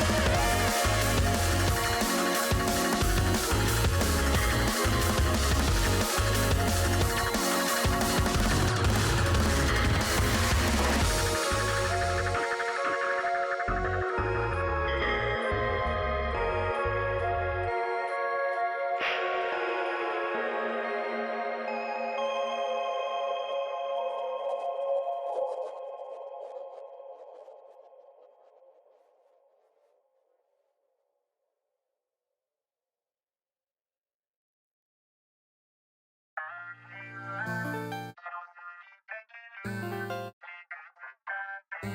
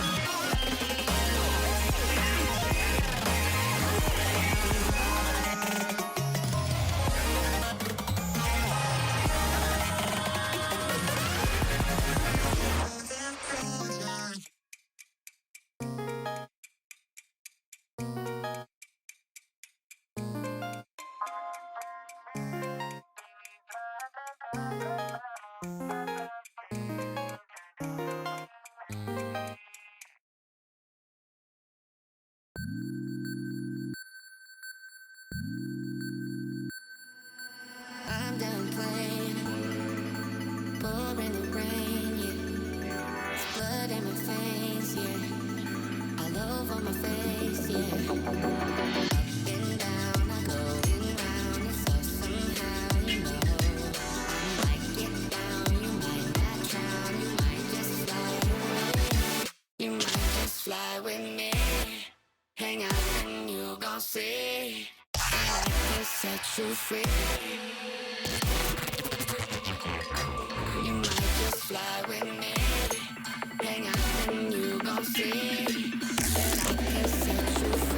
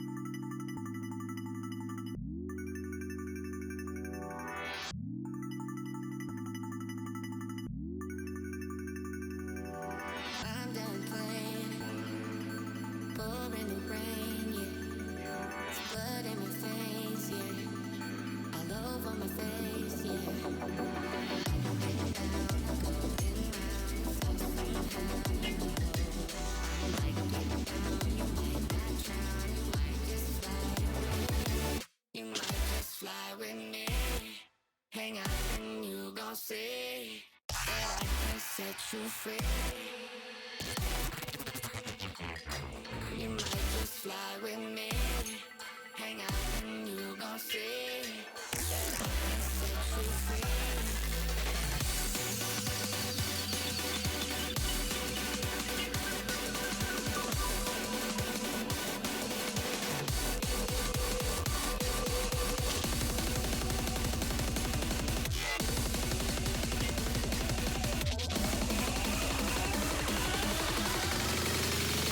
Just fly with me.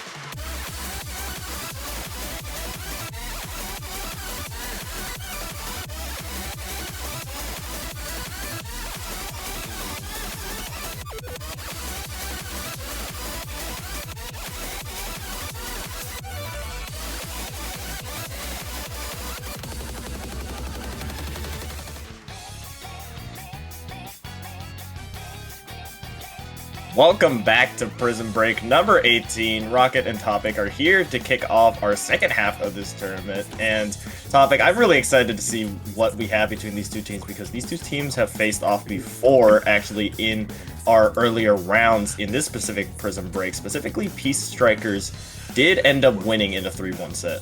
Okay, so, a bit of a revenge arc for Nikki +2, or no, sorry, Nikki 4 +2. Suggestion, please get them in +2. I don't know who they are, but I'm sure they're a decent player. But enough about that. Versus Nikki 4 +2 against Peace Strikers. Let's start with my favorite Tetris piece in the game, Barnacle and Dime Splat Zones. Yeah, Barnacle and Dime Splat Zones. It is a very, very flat mode, so you really need to be careful if you are these longer range backline weapons. I mean, you're talking about these edits, these pencils, but the trade-off with not only having to be careful with having like very few obstacles is you get to see the entire map pretty much. You have the view over, and typically we see Splat Zones and Clam Blitz on this map most specifically, but Splat Zones kind of reminds me of just Splat Zones Hagglefish Market in that type of way. I mean, I could see it, though not perfectly. I do see kind of what you get. All right, I can. Oh well, it's like we're not gonna see this match, but I can sort of see what you're talking about. But I don't think it's as flat as Hagglefish, if that makes sense. I feel like there's a bit more variation to the changing levels, to the ways you can get in. I feel like it's a bit more varied than Hagglefish, but please explain what you mean. I guess I just kind of see it as like another sandbox type Splat Zones map in particular, where I kind of like lump the Splat Zone maps into kind of two categories. I mean, you have the Hagglefish Markets and the Barnacle and Dimes, and on the other side, you'd probably have something like, I don't know, like Mahi Mahi in type of way. There's a specific little quirk to that, where typically on Hagglefish Market and typically on Barnacle and Dime, you know what to expect, really. You know where you need to be as a particular weapon, and at least switching over, at least on the topic of why we have that disconnect, I believe one of these teams is EU, so apologies for there being communication errors, so please be patient with us as we get into it. But yeah, in terms of Barnacle and Dime, I'm really interested to see which team comes out on top for that in particular, and to see if, like I mentioned at the beginning of the thing, if Nikki 4 +2 can get the advantage here, as they did lose their previous set when they did play against each other. Yeah, I mean, I could see that, like, because these teams probably know what the other is going to do. They know what they're going to play. So, I wouldn't be surprised if Nikki 4 +2 maybe has a bit more different strategies for Peace Strikers, since they probably played, you said they played before, right? Yes. Yeah, so they have some experience. They know what they can expect. So I would be very happy to see like a Splatling on this map mode, because as a personal opinion, I do think Splatling is better than Chargers on this map in certain circumstances, because you are a lot more mobile. This map is a lot more open. It allows you to kind of move around a lot, gives you a lot of control, especially like a heavy Splatling, especially on the the plat area, is very, very mobile, is the best I could put it. And we might see like a heavy edit, because heavy edit, you know, being one of the most popular weapons for very up close and personal, up in your face, very quick comp. So I wouldn't be surprised if one of these teams decide to run with a heavy edit. But knowing trends, I would not be surprised if we are going to a coloring book and seeing pencils. Yeah, I mean, to kind of add on what you were saying about Splatlings, I mean, I wouldn't be surprised either to kind of fit that more fast fighting, a lot of firepower. You maybe see like a Nautilus 79, the splashdown being able to kind of just pop up out of nowhere and oopsies, there's just an ink of rain already and applying that pressure. But anyways, hopefully take 2 here of this loser bracket semis. Hopefully we will be able to see this match, and let's see what these teams have for us. I mean, yeah, here we go. Never mind. We are not going. Again, unfortunate. Please be patient with us, but yeah, like we were saying, I don't know, like, I'm trying to see what other weapons we might see in terms of backlines. I mean, we have seen as well, I mean, at least from what I've seen, I feel like, I think I saw a team run, like, Bamboozler. I forget which Bamboozler it was. I think it was the one with, Autobomb on this map particular, and they did pretty well as well, so...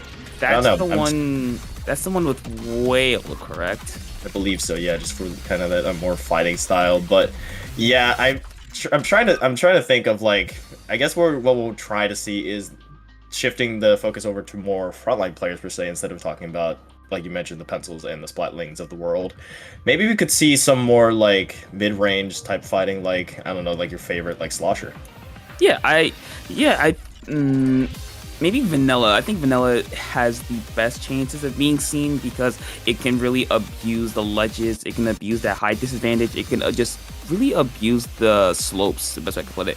The Vanilla Slosher, maybe, I don't know. Okay, how good is Zipcaster on this map? Because I don't really see it. I think it has its works, but I don't know if it's that good. What do you think about it? I mean, I feel like it's just trying to, obviously, whenever you use Zipcaster, you want to dislodge the backline of the teammates and the enemies, excuse me, and just try to get in. And I could see it being used here. I mean, you do have those really, really good sniper nest. Obviously, you can get up there pretty easily with a ramp. But if they're well defended by their team, you could really get in a sneak pick here or there by using that Zipcaster. Maybe we could see a Splatana Stampler then. Yeah, because I think Stamper in general is really good on this map. You can get up close and personal. Other mid-range options, 96. I like 96. Wall can really abuse the side lanes. What else is there? Got so many weapons in the game. I lose track. Yeah, if you have anything you can also add on to it, I'm trying to think, but I can't.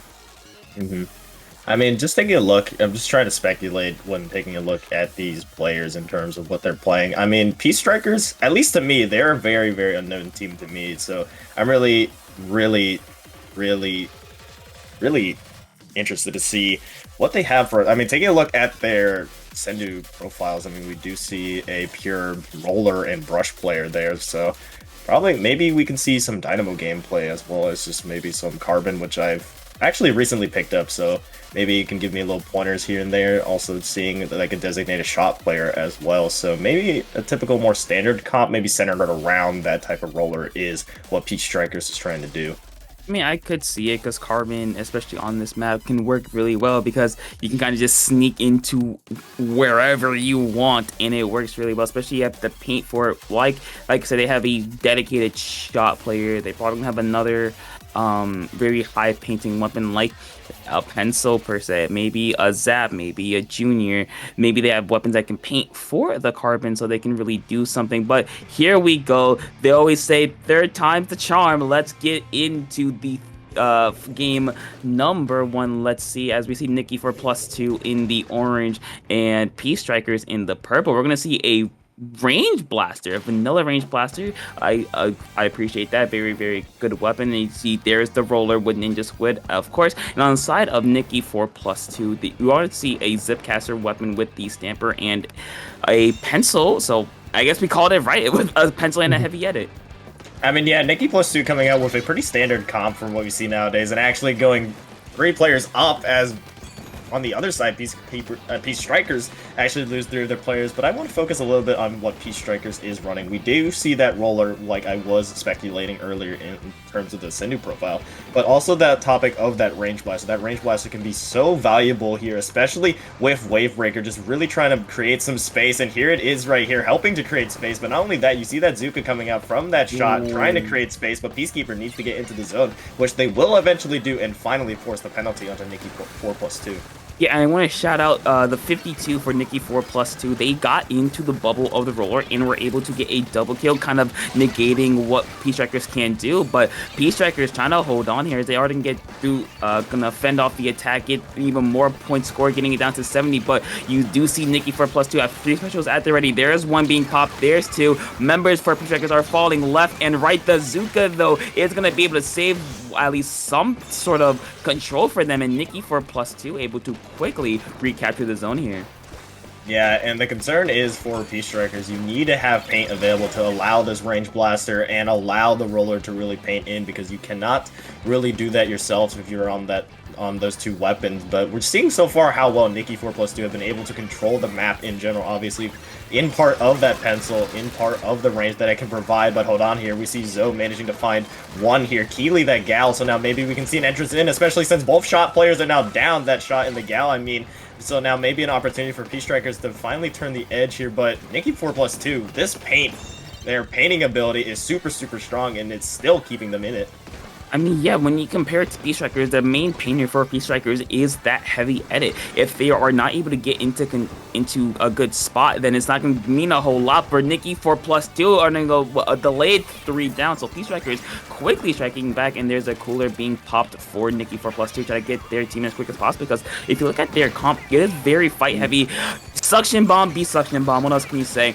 As you see, Nikki 4+2 has a very fight heavy comp with the 52, with the Stamper. They want to get into the space of Peace Strikers, but if Bonk's Bubble can be really, really helpful with that, they can help delay the members for Nikki 4+2 for getting in, but unfortunately it's not going to be enough, as Nikki 4+2 going to get in and Proto gonna go down, unfortunately, but the follow-up will be just enough for Nikki 4+2 to get start eating away at this penalty.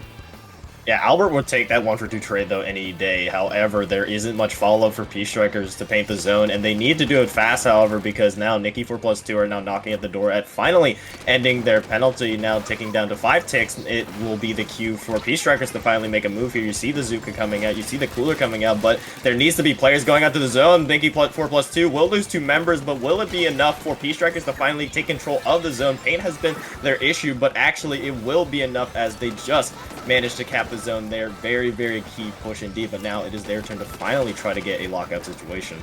I mean, and they can really do that. They have the roller to get in, but the question is, can they get in? Because, again, look at their comp. They have very, very little paint. So trying to get the area around the zone is going to be super, super difficult for them. Because as we see, Nikki 4+2 striking back like it's nobody's business, able to quickly get through the get through the defense of Peace Strikers. Another one's going to go down. There's a Zipcaster try to add insult onto injury, going for 1, not quite able to get it. The blaster is going to go down. Zipcaster going crazy, unable to get anything, but the roller able to quickly shut them down. So Nikki 4+2 still in a very good spot. The Zuka battle is going to be won by Peace Striker Zero, looking for another one, not able to quite get it. And now, if you're Peace Strikers, you got to go right now. Any delay will be the end of the game. There's Bonk in the zone, but the paint is not enough from just the roller, and Nikki 4+2 will hold on and win game number 1 a bit closer than they would have liked.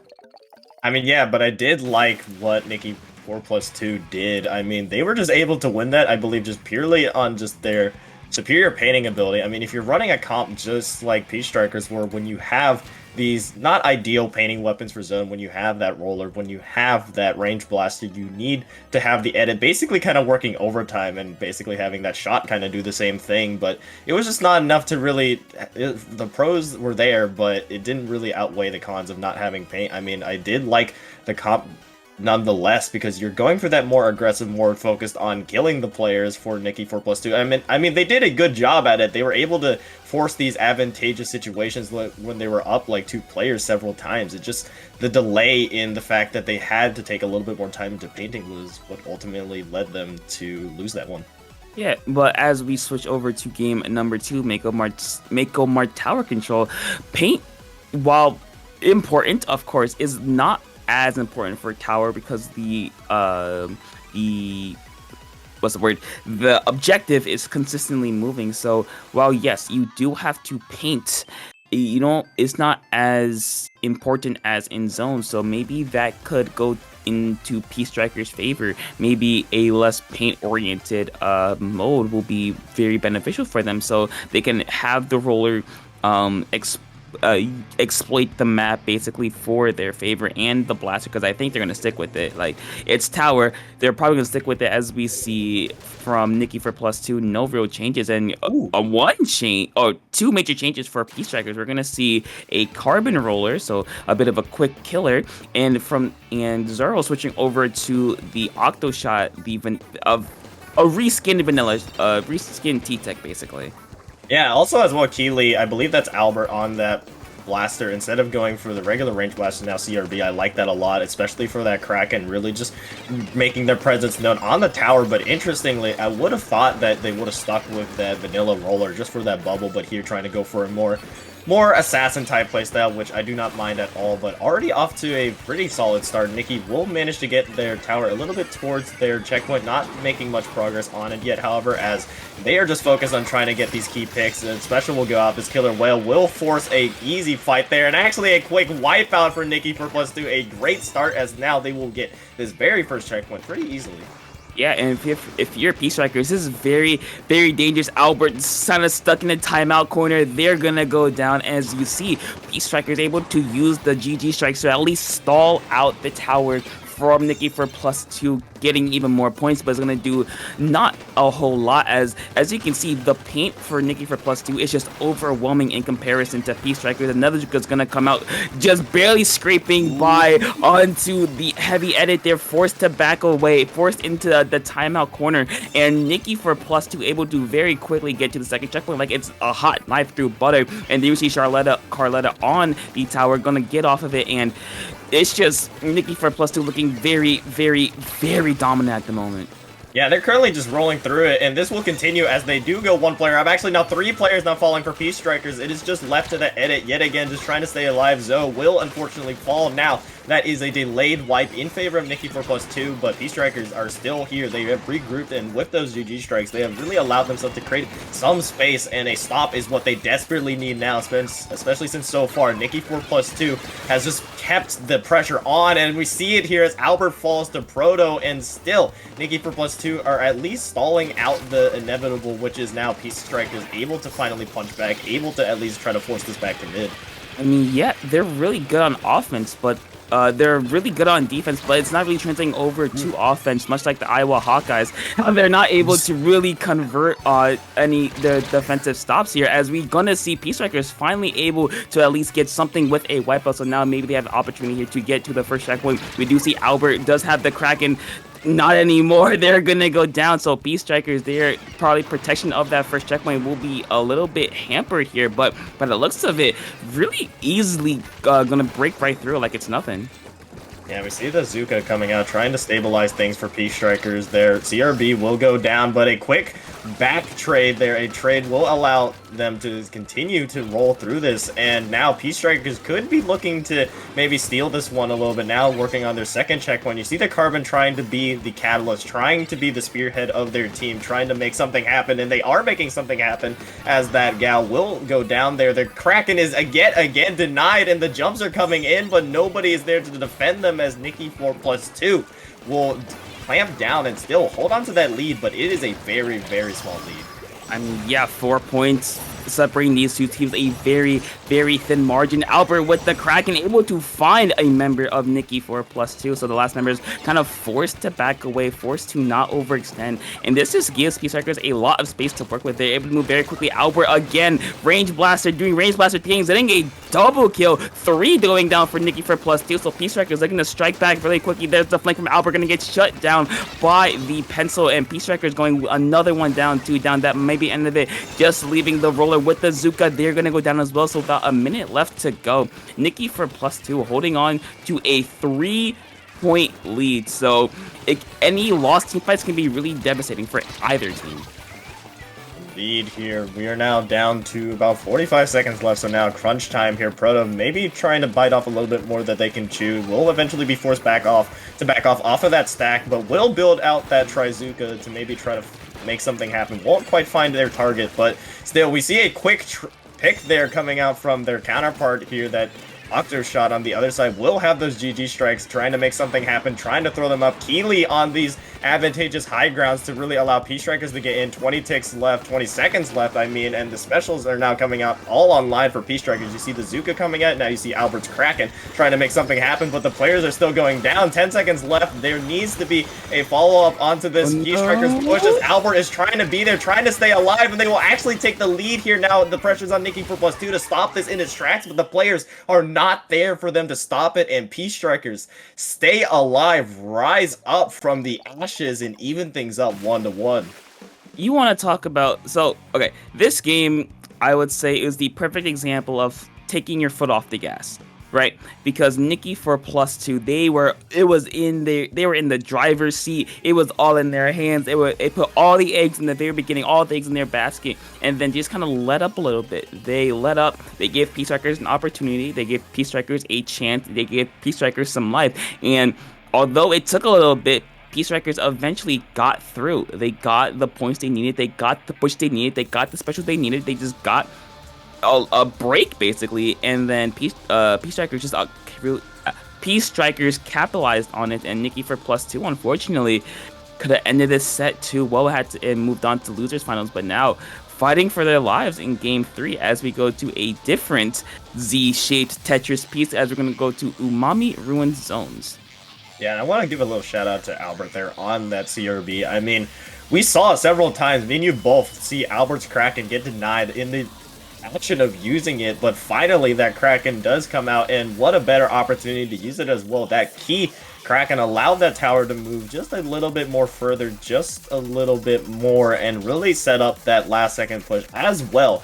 P-Strikers were able to get a similar push from what Nikki for +2 did at the very beginning. At least they were able to get through all those checkpoints and make their path easier on that comeback, and ultimately it is never over until it is truly over, and that's why comebacks are so often happening in Splatoon 3. I mean, yeah, because like I said earlier, teams just let their foot off the gas, and they don't expect the enemy team to put up any opposition, but unfortunately, as Nikki for +2 just saw, P-Striker said, you know what, this game is not done. We are back in it as we're going to get started with game number 3. P-Striker is looking to carry on this momentum. Nikki for +2 looking to fend off P-Striker's momentum. We're going to see how things play out here, as we're going to see what Nikki for +2 brings, because sticking with the same comp as always, they like it, they're going to stick with it, and same for P-Striker saying, hey, this worked game 2, let's bring it to game 3. Yeah, but Keely, now with the mode being Clam Blitz, it is really interesting to see. I mean, what would you really think here? Would you rather prefer the more fighty type comp for P-Strikers, or would you prefer the more paint control for Nikki for +2? That is the true question, and I think we'll decide this game here, because it just really depends on how these teams will play around their comps. Already, though, that Carbon Keely getting taken out for P-Strikers, and now Nikki for +2 can really operate around it. However, a quick 2 kills will go in favor of Nikki for +2, so now maybe they will have control of mid, and it looks like they will. Yeah, and I think the game plan, if you're P-Strikers, is oddly play around the range blaster because of the chip damage with the Zuka, with the Carbon, with the burst bombs. Playing around the chip damage of your comp just allows you to play a lot safer, if that makes sense. You don't have to overextend as much. You don't have to go for direct kills. Just play around chip damage. As you see Nikki for +2 trying to be the first ones to score. 2 down for P-Strikers. Albert a bit out of position, as P-Strikers are gonna allow the first score, as Nikki for +2 getting 2 balls, and however no real follow-up. So a pretty good first push, getting down to 57 to add a little bit more intel onto injury, as another 3 down. Nice one there by the Splatana Stamper, but Nikki for +2 already set up for another score here. Yeah, I mean, the kills are there, but will the clams be, as now that barrier is broken? You see Proto in the back, in mid, trying to build that ball. They will build it now, trying to get this jump in as well. Will they make it in time? Yes, they will. Now the goal is still continuously open, and Nikki for +2 are still keeping up this momentum. They're still getting kills, but they might be doing it a little bit too quickly. No, never mind, as clams are continuing to go in just to stall out that goal a little bit more, and it is still flowing here, Topic. I mean, you talk about the damn breaking. Here's a perfect example of it as Nikki for +2. They're just continuing to go. Like there's no one even defending it, down to 2 clams. One more, and there it is.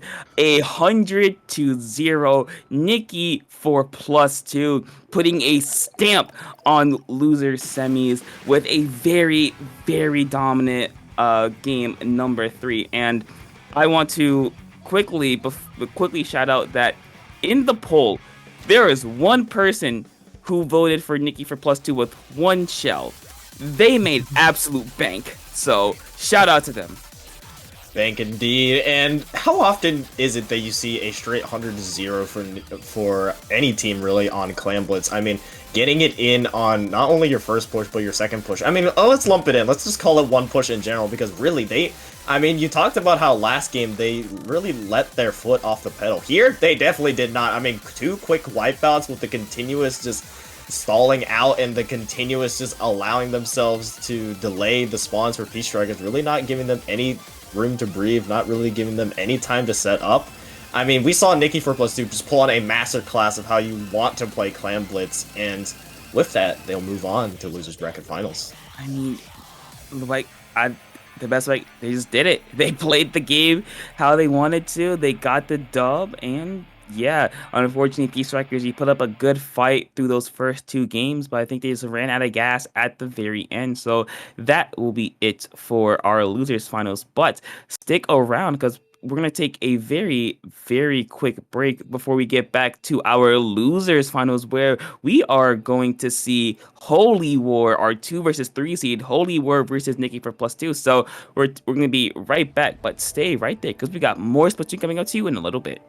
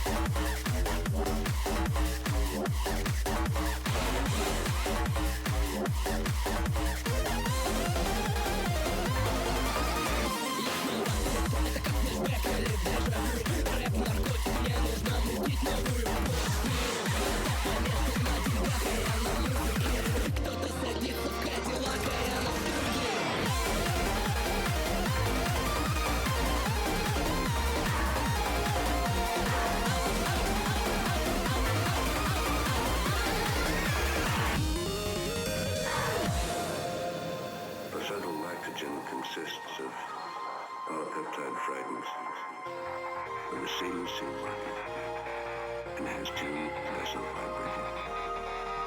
Makes it difficult to say what effect the more normal will have on the human being.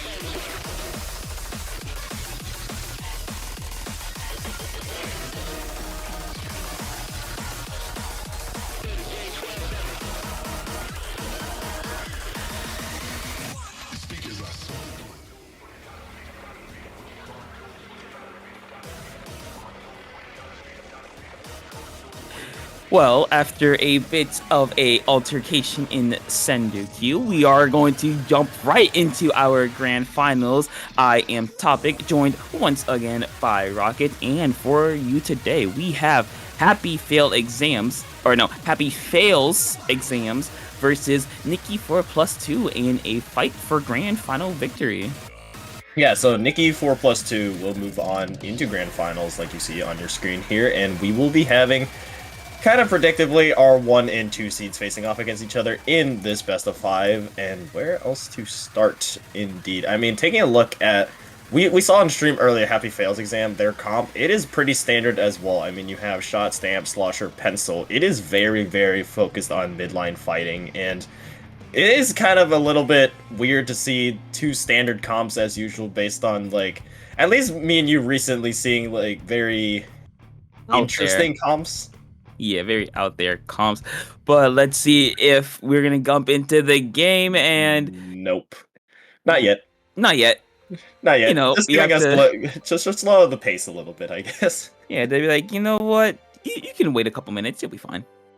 Yeah, not like we've waited enough, but anyways, moving that aside, but yeah, I mean, we have not seen I mean, last time we were here, it was like 3 brushes and Stamp. Yes, right? I remember. So, I mean, give us a break when we are a little bit surprised when we see standard comps, but I mean, they're standard for a reason. You have your typical backline Pencil for the core, and then you have all of the more meta picks being the Shot, the Slosher, having all these weapons here and there, but I mean, they're there for a reason. Yeah, I mean, they're meta, and I can see why they're meta, but that won't stop me from complaining that they're meta, and seeing meta versus meta, you know. Just let me see a Bamboo. Please. Let me see a Bamboo or a Dynamo or anything. But enough about that. Let's talk a little bit about the mode that we're going to see first, as we're going to go to Undertow Spillway Tower. Now, not the most common, yes, I will say it is seen from time to time. It's not the most common on Undertow, especially since, you know, Rainmaker is right there, but I do think this is one of the most decent tower maps in the game, best way I could put it. Most decent seems just like the very best okay. Yes. and I agree with that sentiment. I mean, could be worse. It could be Clams, I guess. I mean, okay, no. I am a Clams defender. I like Clams Undertow, and I will die on. This is a hill I'm going to die on. What about Zones? Okay, you got that. Yeah, no. Zones Zones here is basically, I feel like, Umami Ruins in hell. Yes. But anyways, Tower Control Undertow Spillway is a quite literal uphill climb, as is Rainmaker. I mean, you have a similar route. I mean, yeah, because you're forced to go all the way to the left side first, and then you're at a real height disadvantage with being basically right underneath the grates right in front of you, and then you have to slowly transition over to the right side, and where again you're at a major height disadvantage. And I think we can both agree, I think everyone here can agree, this is a 2 checkpoint map. The first checkpoint doesn't count. Yeah, not at all. I mean, it's literally like, I don't know the exact point total, but it feels like quite literally 5 points to just move it from the center to the first 6. I want to say 6 points, like 5. It's either 6 or 7 points. I mean, 1 point. Yeah, it's pretty much there. Okay, basically the point is, you maybe get like 1 or 2 picks in favor of your team. You're gonna get that first checkpoint relatively easily, but obviously you will probably see that V Slosher. But actually, we think we're gonna get going here if this can go. Yes, it will, and hopefully we will be taking take 2 of our grand finals. Prayers, nope, never mind. No prayers. There is no God. Joker killed him, and we are still waiting again. You know what? What else can you expect? We love, you know, maybe build up a little bit of tension, you would say, build up some expectations, you would say, or just stall it out for time. Yeah, either one of those. With us. This is a very, very scuffed Prism Break, but it happens every so then. Everything can't be smooth sailing, but hey, we're here to embrace the chaos. I mean, yeah, we're still here. We're still talking. So yeah, yeah, like we were saying. So I am a defender of Clam Blitz on this map. I like it. That's not very common. I like it. I think it's very. I don't say it's very good, but I would say it's one of the better Clan Blitz maps. I like to see it more. That's it. I mean, yeah, I can see it there, but I don't know. I feel like for me, it's just like odd to see. I don't remember the last time I saw Clan Blitz Undertow, and some naysayers will be like, that's for good reason, but I can see your reasoning behind it. I mean, it's a fun mode. It's one of the, I feel like it's in that category of like, not exactly popular, but I feel like it can fit its way into some tournaments here and there. But take a look at our other map modes in particular. Anything interesting you would want to point out here in particular?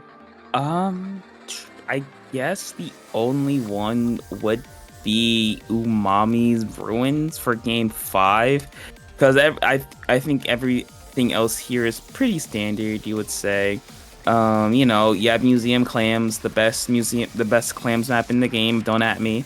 You have Rebel Ramen zones, one of the most mid zones maps in the game. Don't at me. You have Mako Tower, my least favorite map in the game. Don't at me. And then you have Umami Ruins, the second best Tetris piece in the game. Don't at me.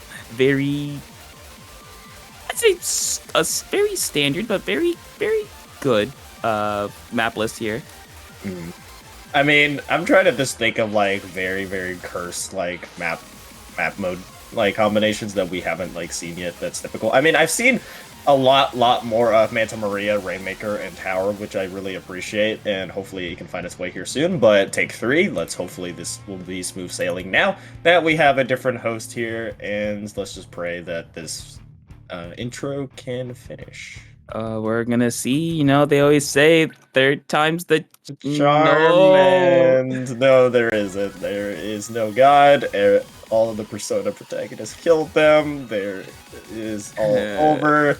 Whole chat apologies, but anyways, I'm gonna bring up that point again and kind of just ask not only chat but ask you, Topic, what kind of map mode would you like to see more often? Because for me, I love, like I mentioned, the continued use and continue upbringing of seeing Manta Maria more.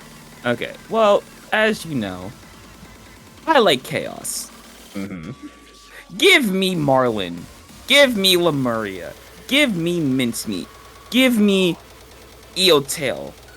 Give me, what else? Give me Sturgeon.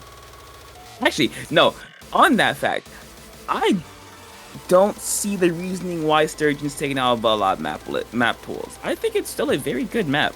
It's not the best, I would say, but give me Sturgeon. I think Sturgeon is really good. Especially, like, I think Tower works really well. Rainmaker's a little iffy. Zones is pretty decent. I think Zones, it'd really work out. And then Clams, well, it's Clam Blitz. I like it, but this one is the most one to me. I could take it or leave it. But yeah, give me Lemuria Hub. Give me Marlin Airport. Give me Flounder Heights. I love buckets. Give me Flounder Heights. Give me Hammerhead. Why not? Why give me Hammerhead? Just cause it'd be funny. What are the map modes? Or what other maps? Give me Eeltail. I already said that. Give me Bluefin. Give me Bluefin zones. That'd be really fun. I get it. It's not meta or it's not the best, but just give me Bluefin zones. I just want chaos. That's all I want. Yeah, I want to analyze the two of your picks there. I like what you said about specifically Marlin Airport. I can see Zones particularly. I can see Clam Blitz particularly. I mean, those are fun maps to play. At least I have in my own time in the background. Lemuria, I am interested. What are your not zones? What are your game modes that you'd like to see there in particular? Because I feel like it'd be a little bit cursed. Anything outside maybe Rainmaker. Okay, well, listen, I'm all for cursed. Like, honestly, seriously, I like Rainmaker. I think Rainmaker's good. Tower, a bit iffy, right? But I do think that can really work. I think. Okay, the only one I can see not being liked the most is Zones. I think Zones is a bit of the most. I don't think I've even seen Zones hub. Like, is it a 2-zone? Or is it just one giant one in the middle? I believe it's 2 zones underneath the bridge in the middle. That is cursed. You know what? I love cursed. I love cursed energy. Anyways, like I do like I could realistically see Tower. I could see Rainmaker. I could see potential for Clan Blitz. I could see like any of those three could really work on Lemuria. Cause to me, it reminds me of Salt Spray Rig or God, what's the shrine map in Splatoon 2? I forgot the name of it. You know what I'm talking about, right? Yes, I do. Hopefully, chat knows as well. Yeah, I love. Give me cursed. Give me just a map mode. Give me mincemeat. Actually, speaking of that, we've seen a lot of mincemeat Rainmaker. I think that could be a lot more popular. I think that could provide some, shakeups to it. I think that could be very nice. So yeah, just give me chaos. All things considered. Embrace chaos indeed. Speaking of chaos, this Prism Break, everything is currently on fire right now, and we hope that you remain patient. I know staff is currently on fire, everything's on fire, everything behind the scenes is on fire, but we are getting it quickly shorter here, so we thank you for your patience. But yes. Anyways, how's chat been? How you guys doing? I've been doing well. Topic, what have you been up to recently?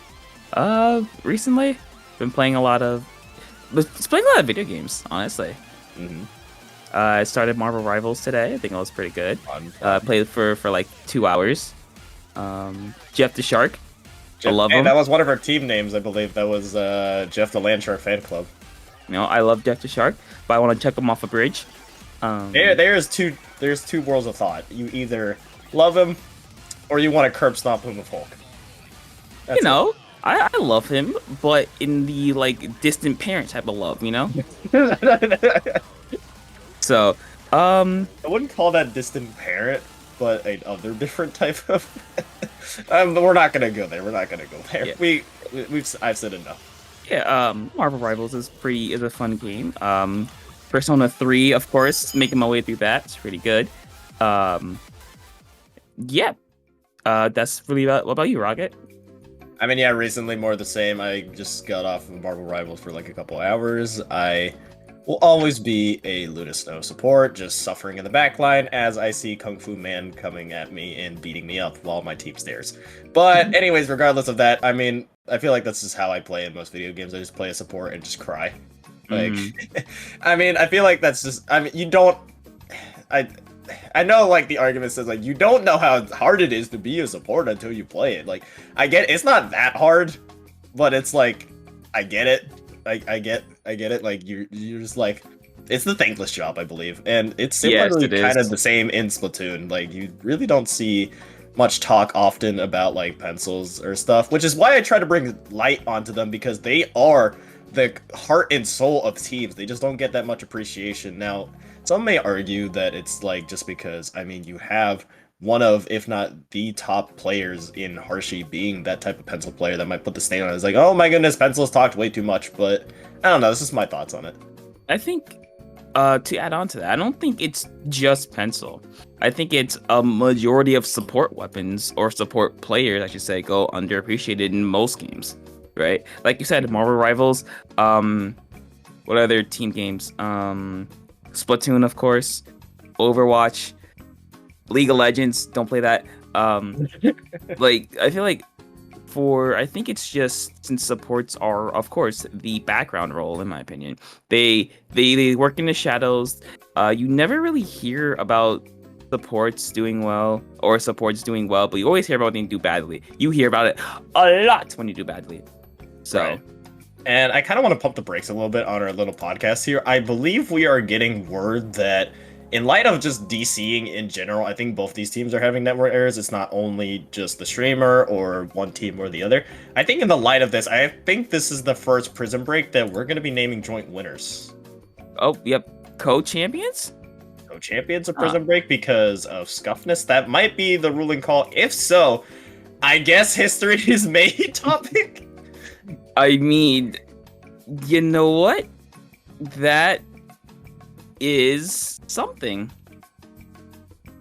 That is something. That is what word we're getting right now, but I don't want to confirm or deny anything yet. but that seems to be the leading call. If so, congratulations for a very, very scuffed thing. Actually, I'm now getting word that they might have a connection. Hold on, people. We might have a grand finals at our hands. Don't go anywhere. Please be patient. But anyways, back to back to podcast mode. Yes. Anyways, I Okay. mean, yeah, support, thankless job. I mean, I'd see it. It just happens. Thankless job in any game you play, but they are oh so important. Yes, because I can't tell you the amount of times where a support player will go unrecognized and then they mess up one time, then everyone blames them. So if you're listening to this, thank your support player because they are literally the glue that holds your team together. So yeah, and they're hard to come by. Like a support player that doesn't like. I mean, you see Slayer and Zap a lot, and although it does work, I mean, oh no, weird. 43. Well, okay, Maybe fifth time's the charm. okay. Well, It's GG. I think we're calling it here. I think yeah, I think our TOs are starting to lose their minds at this point. I don't blame them. I don't blame them either. So, are we? You know what? Is this word we're getting? Yeah, we're getting word. That is wraps for Prism Break number 18. Our co-winners, very scuffed. I do apologize for all you viewers who stuck around. Love y'all, but unfortunately we will not be seeing the grand finals here. So with that, happy fails exams, and Nikki 4+2 will be your first ever Prism Break co-champions for Prism Break number 18. This is, I don't know how many of you, Rocket, do you know anything about college football at Yes. all?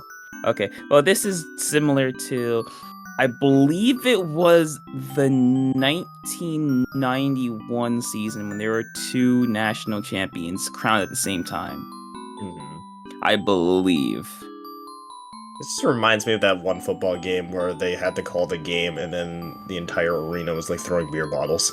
I feel like we're we're the referees and we're the Chad's about to throw referee. beer. Yeah, I feel like we're the referees and Chad's about to throw beer bottles at us. Don't shoot the messengers. Please don't. Wait, I'm sorry, but this is how it is because of the network connections. Because I feel like everyone's losing their sanity at this point. But I think we're gonna call it here.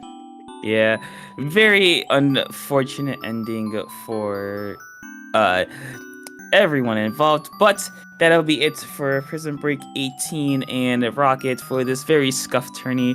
Where can people find more of you? Yeah, I'll make it very brief. You can find me on Twitter and Twitch at rocket_splat. You can find me on Blue Sky at rocket1. What about you, Topic? Because we should bounce before the people riot. Yeah, you can find me over on Twitter and Blue Sky at Topical2, Discord Topic_2. And yeah, that's it for me. With that, that'll be it over from us. Thank you for our streamer Jorian for putting up with us. And yeah, shout out to TOs for somehow keeping some of your sanity. Yeah, we have a podcast coming later. Hope y'all come to that. Yeah, and eventually. Yeah, and with that, that'll be it from a very scuffed Prism Break number 18. I hope you guys got some enjoyment out of this, but Hopefully we'll have a better one in Prism Break 19. Be on the lookout for that. Do your usual stuff. You know what to do. Yeah, of course. As always, everyone, have a good night, and remember to never stop disturbing the peace.